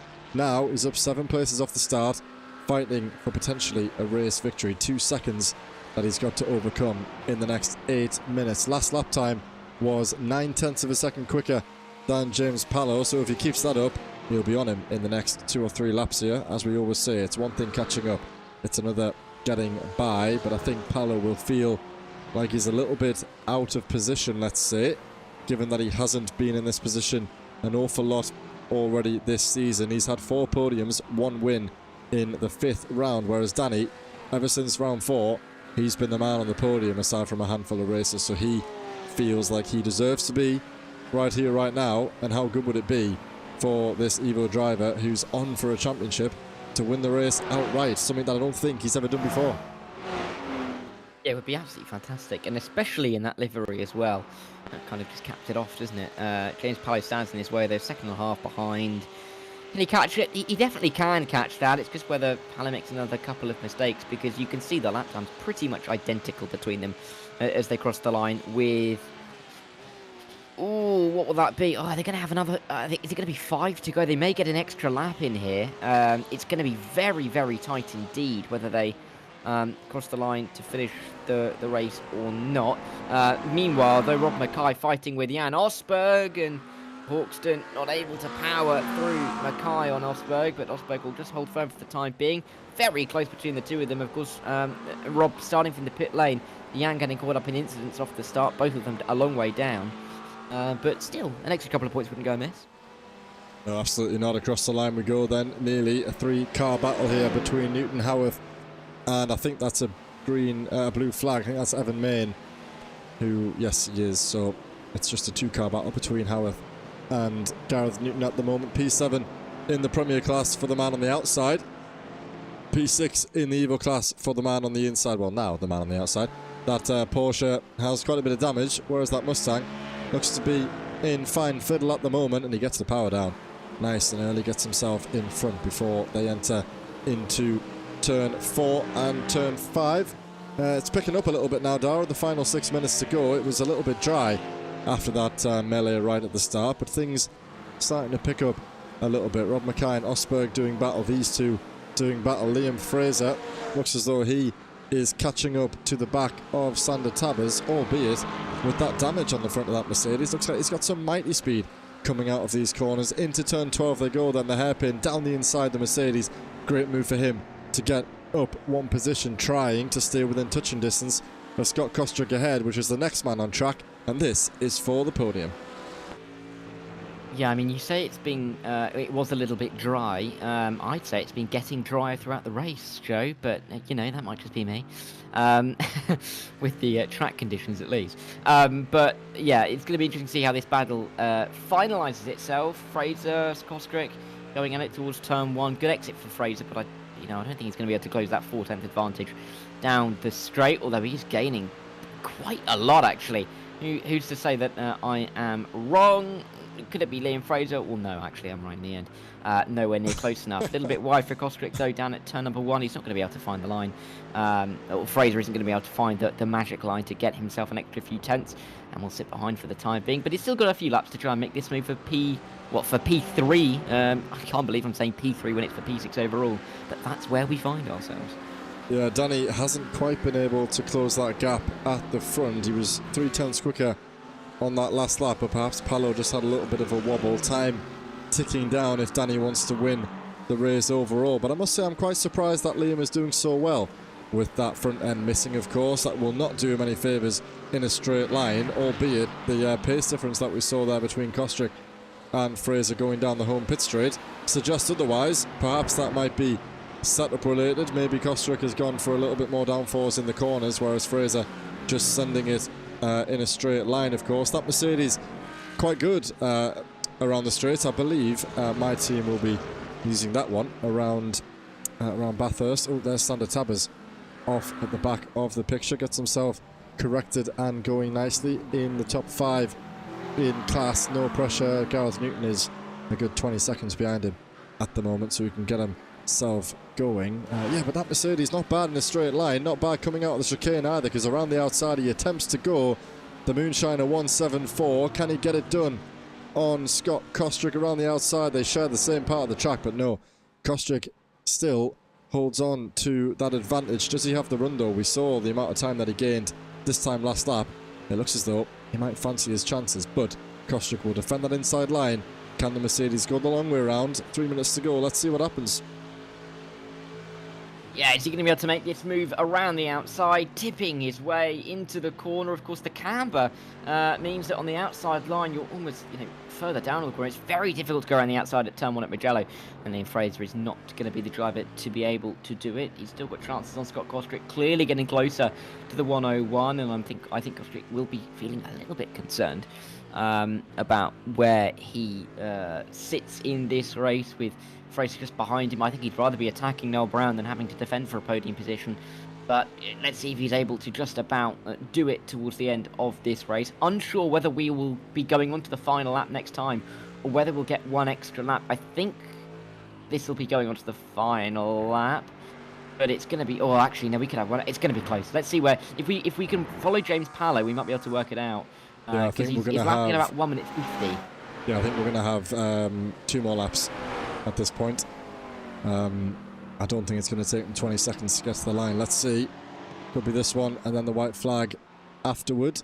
As Pallow, the race leader, crosses the line, we can see Danny Weir has dropped off the back ever so slightly. No challenge from Van Ren in behind, so it's okay at the moment for the 55, but that elusive field victory, I guess you could say, overall race victory, slipping away from the current Evo Championship leader. He will hand that to James Pallow, who will be so chuffed with himself if he can keep it on the road for just 2 more laps. Liam Fraser is going to go again. This time he's even closer to Scott, and it looks as though he's going to have himself on that inside line. Nothing Costa can do to come across now. He's made it just a little bit too late to take up that defensive position, and the Moonshiner is now up into P6 overall, P3 in class, onto the podium, under the brakes, into turn 1. Around the outside looks the Porsche, nothing given there. Burton Cat, I think that is, under blue flags, getting out the way of the race leaders coming through.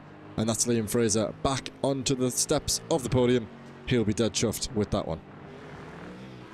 Yes, he will, and he will now be able to pull away. He's got 2 laps to defend, of course, but with the pace that he's been able to show and the fact that he's got through on Scott Kostrick, I think he'd back himself to get away. He's got 7 seconds to Robin Noel Brown. I think it would require Noel Brown to have, well, quite a big mistake to get him into P2, but I'm sure he'd be content with the podium in the end after the tribulations that he's been having to overcome this evening.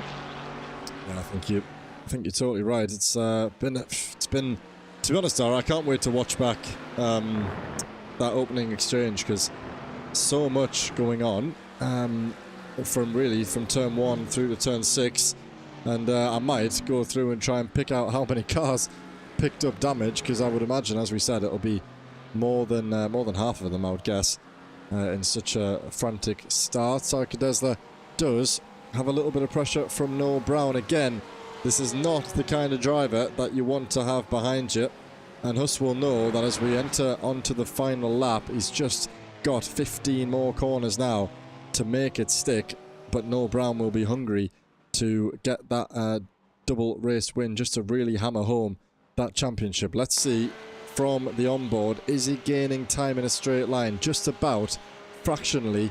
He will have gained about 0.3 of a second, having exited the final corner by the time they reach turn 1. If not any more, sets his fastest lap of the race, not the fastest lap.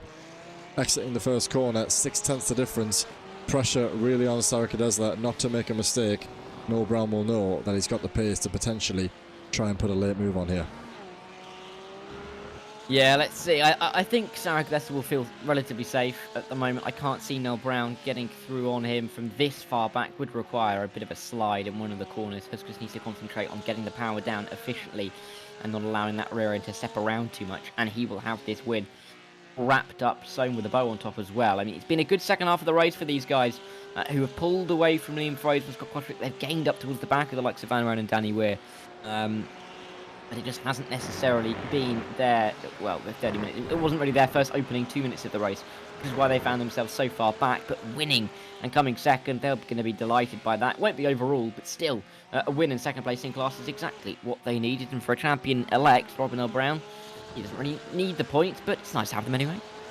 Yeah, and I must say it's quite an impressive feat what these men are doing. Pallow, Weir and Van Ren, as you rightly say, we'll confirm this later on, but I think that will be the first time that we have seen any of the Evo drivers getting a 1, 2, 3, and it's a great result for James Pallow, who crosses the line in P1. That's his second race win of the season, but it's the first time that he's taken the checkered flag at the sharp end of the field, ahead of Danny Weir, the championship leader, and then it's Wesley Van Ren. So it's a 1-3 for the RLH Panthera team.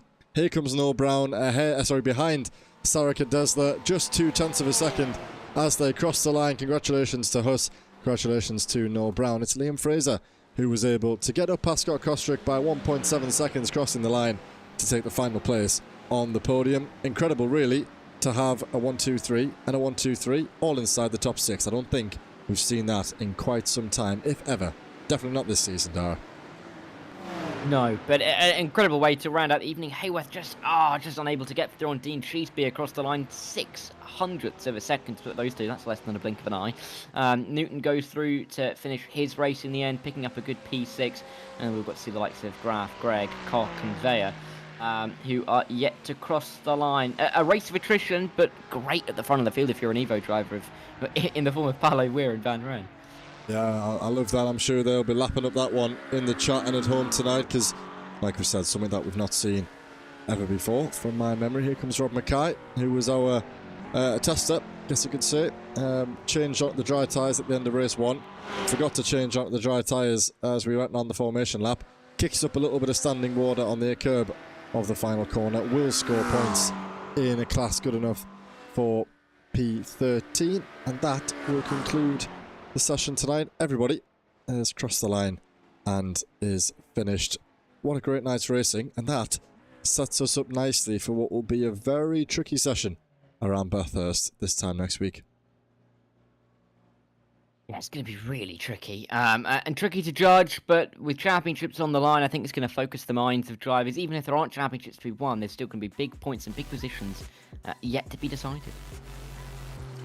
Right then, so we will wait for a couple of these guys to head back into the pit lane. Here's our race winner, Sarika Desler, doing his parade lap, coming around the final corner, and he will be more than satisfied with that one. So then, let's take a look at how the race results stack up. Starting first with the Premier class, as always. So, it is a 1-2 in a sense for the SEMA GP2 team. First, it is Hussein Sarika Desler rounding out Robin Noel Brown by just 2.5 tenths of a second. The Moonshiners back on the podium for the second race running with Liam Fraser, and then it is the second of the SEMA GP2 Porsche team. Kostrick did so well at the start of that race to hang on, but in the end he's going to have to settle for a spot inside the top 4. Pete Paeva doing well to get inside the top 5. Dean Sheesby, good recovery from him. Not the best of luck over the last couple of weeks, but that is him inside the top 6 ahead of James Howarth, Austin Grave, Rob Gregg and Martin Koch inside the top 10. It's Clive Veyer, Jan Osberg and Rob Mackay the top 13. Adam Baker and Evan Main ahead of our old turf crewer who will score points. Then sadly, James Bostock had a bit of an issue at the start. He finished 11 laps down, will not bring home any points. The same can be said for Bruno Silva. Over in the Evo class, it was domination in the end from the top 3. Paolo Weir and Van Ren were nearly 30 seconds ahead of anybody else after a great evening for them. It was Andre Muntian, race 1 winner, who finished in 4th ahead of Sander Tabbers, and Gareth Newton, the only other drivers to be on the lead lap. Andy Chell and Bertrand Kapp were a lap down. They'll still pick up their points. Sadly, though, for Daniel Paul and for Ryan Abbott's 12 and 14 laps down, they are, well, out of contention realistically. Well, we'll both got any points tonight. They're probably out of contention for titles as well, but they'll be back next week, I'm sure. Good stuff. So let's bring in a couple of our drivers for a quick word in the interview booth ahead of the final round, of course. Can you believe it? 9 weeks have passed already, and it's only a matter of days now before we round out the season. It's a good chance to speak to some of our drivers, actually, to get their feelings going into that session, because, yeah, not only is the pressure on, but it's also around a pretty unconventional circuit. So let's bring in a few of these guys now then for a quick word, and we'll start first, I think, Dara, with Mr. James Paolo, our race winner in the, not only in the Evo class, but overall as well. Yeah, fantastic result for James, and he will join us now. And James, welcome in. Can you hear us? Can indeed. Well, welcome back, James. It's been quite a few weeks since we've last spoken to you, and I must say, huge congratulations for not only winning in class, winning overall. And me and Dara were just saying, I don't think we've ever seen a podium full of Evo drivers, or a podium full of the drivers in the second division, let's say, taking home the top 3 spots in the field. So talk us through the session, if you can, briefly, and then talk us through how that went in the second race. Track drying throughout, and in the end, it was good enough to bring home maximum points there. Yeah, the first race was quite difficult. The grip, especially in the McLaren, is terrible. So it was basically damage limitation, just try and keep it on track as best I could. I had a couple of mistakes, but got round. I think I finished P6 in class in that race. But I'd done some testing during the week, and I knew the car was quick in the dry. So I just needed to get near the top. And luckily enough, with I think it was Andy that went off on the last lap, put me up into on the front row. So that really helped. But no, it was quite, the second race was in a way quite simple. I thought I'd underfueled, so I was fuel saving for the first half until I saw Danny catching, so I put my foot down second half to keep the gap to Danny. But no, the car was brilliant, to be perfectly honest. On the baseline setup as well, it was really good to drive. There's been a couple of times, James, this season where you've just been able to get to the front and run away. I mean, going into the end of the season, looking forward to future championships as well, do you think you can try and replicate this more often? Because you can absolutely be fighting for championships. My downfall's qualifying.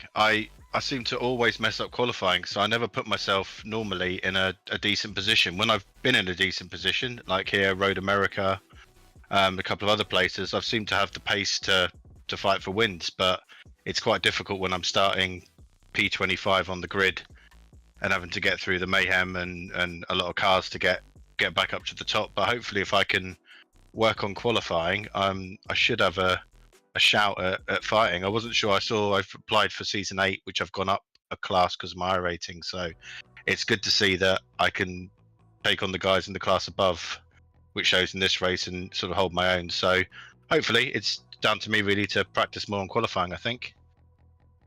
Yeah, good stuff, mate. Well, speaking of qualifying, that's going to be an absolutely critical point of the session next week. I wonder if you're going to be with us. How do you feel about that one? Of course, the Bathurst 12 hours this weekend. I'm not sure if you're taking part in that, but that's going to be one hell of a way to round out the season. Is that a track that you've got much running at? Obviously, very tricky, that mountain section, but how are you feeling running into that one? You couldn't have set yourself up with better form, really, going into that one. I'm racing at the weekend. I don't really mind the track, to be honest. I've raced the 12 hours quite a few times since I've been on iRacing. It's difficult. I think for me next week now, hopefully we're still leading in the teams championship, because I think Alex won in his class above as well. So if we've still got that, for me it's just making sure that we can get the best result, I think, safely around there and see what we get. But I say if I qualify well, I'll push as hard as I can and see what happens. Good stuff, mate. Well, thanks for joining us as always. And yeah, before we let you go, if you'd like to give a shout out to anybody, then yeah, go ahead. Just my teammates, really. Wesley, brilliant P3. He had to go, so he's not in the interviews, but he done really well today. And Alex, I think, pulled away again in the championship. So yeah, just good help from the guys there to keep me going and helping me with setup, so I need them and stuff. So, and you guys, thanks for keep doing the good commentary and putting us on so we can watch it back. Good stuff, mate. Well, thanks for joining us, and yeah, good luck with the 12-hour over the weekend, and fingers crossed it sets you up for some good prep ahead of next week, which I'm sure it will. So yeah, enjoy, and we'll maybe catch you this time next week. Cool. Cheers, guys. Good stuff, mate. See you soon. Bye. Cheers, James. Always great to speak to James Pello, especially after a race win. He wasn't the only race winner in the Evo class this evening. Andre Muntian also picked up a race win in the opening part of the evening. Andre, welcome in. Can you hear us? Yeah, man. Hi, Andre. Well, first of all, congratulations on that victory in the first race. Not bad going in the second race either. Good points for you tonight, and of course, the first time that you've won this season. So talk us through that. A pretty tricky place to come. Mugello, not the easiest circuit in the dry, and yet you've somehow conquered it in the wet. So talk us through your preparation, and how did that feel in that first race? Yeah, to be honest, going into it, I wasn't really expecting much from the race. I'd done a bit of practice beforehand, but never really any competitive times. And I was surprised to even be like up in the top 3 in quali and in the practice. And then I'm not sure what happened to I think it was Gareth in front of me on the start, but I just found myself in P1 and kind of after that, like, I wanted to go faster and stuff, but just was like, this is my first time winning, I'll just stick with this and try and get it to the end. Then second race, just a lot of carnage and made a few silly mistakes, but still got a decent result. So happy overall. And for you, it's been a decent enough season overall. I mean, you've had a couple of really good results. This is your first win, of course, a couple of podiums a few weeks ago. But do you think this leaves you in a good place? Of course, still trying to chase after that top 3 in the championship. The 2 drivers ahead of you, Sana Tabs and Andy Shell, didn't have fantastic evenings. It's another really Burt 10 kart in your hope to maybe get a trophy for the top 3. Are you going to be pushing for that next week? Absolutely, yeah. It'd be amazing to be able to finish in the top 3 in my first season. I'll try and see what the race takes us. Obviously, going to have a lot more practice for the next one with the 12 hours coming up over the weekend. So I think most of the people are going to be at the higher end of pace. So I really don't know what's going to happen. So I'm probably just going to do what I've done for the beginning of the season and just play by ear and hope for the best. If I can bring home the trophy, that'd be great. If not, just try and bring some points home for the team. Maybe we can get the team in the top 3 as well. And I was just about to say that. Are you driving at the weekend with the team from the championship or others? Because you came into this evening just 3 points behind, and I don't know about the guys in A split, but for example, Mr. Chell didn't have the best night tonight, so potentially the Axis team could find themselves in that top 3. Potentially, you never know, in with a fight at the championship. You know, it's only 60 points the difference. Quite easy swing, especially as we said around Bathurst, as we're all familiar with. It can either go for you or against you, and sometimes it's out of your control. So I think we already know that RLH will be in the 12 hours. I'll be interested to know if Quartermaster are in the 12 hours, but I think for RLH and yourselves, that will serve as quite a benefit. Yeah, we're going to be racing in that. We've got 2 teams entering, like different skill levels. But yeah, I was looking at the team standing before the race, so we knew that we were very close to the top 3. I think Chris in a split managed to win in the first race as well, so that's a good point for us. And then second race, I think was a bit messier for everyone, so I probably lost some points to the rest of the teams, but we'll just have to see when all the results come out where we stand. And then obviously Bathurst, just hope that we end up being the quicker teams. That's it, mate. Hope is all you've got around there, isn't it? It could go wrong in the blink of an eye, but yeah, fingers crossed. Well, good stuff. Good luck in the prep for the 12 hour, in the prep for next week. And in the meantime, mate, if you'd like to give anybody a shout out, then go ahead. Probably just Tom Pugh on the A split, because he's the one that brought me into this league and into iRacing as a whole. I only really started in October last year when I started working with him. So big shout out to him for bringing me here and putting together the team as well. And yeah. Good stuff. Well, thank you for joining us, and maybe we'll speak to you before the season's over. So enjoy the rest of the night, enjoy the weekend, and yeah, good luck next week. Yeah, thank you. Cheers, mate. Cheers, Andre. Great to speak to him after a race win. It gives us a chance to speak to one more driver this evening, and we can speak to the championship leader in the Evo class, a 3rd and a 2nd place for Mr. Danny Weir. Danny, welcome in. Can you hear us? I can hear you. How you doing, guys? Very good stuff, Danny. Well, welcome into the booth once again, and of course it's going pretty good for you at the front of the order. Of course, I'm sure you will have extended that margin after some good results, so talk us through that one. Looked I mean, you had a good recovery drive in race 1 and then made your way through the field, gaining 7 places on the back of Palo. Sadly, you weren't able to stay with him. It looked as though for a moment that you might have just had the pace to try and take that overall race win. Sadly, it wasn't to be, but a good haul of points nonetheless. Yeah, no, I've got to take it. Now with pinch of salt this race, I think I did well considering. So I don't know if you caught it, but during quali, I got booted out from the game. The game crashed, couldn't get back in.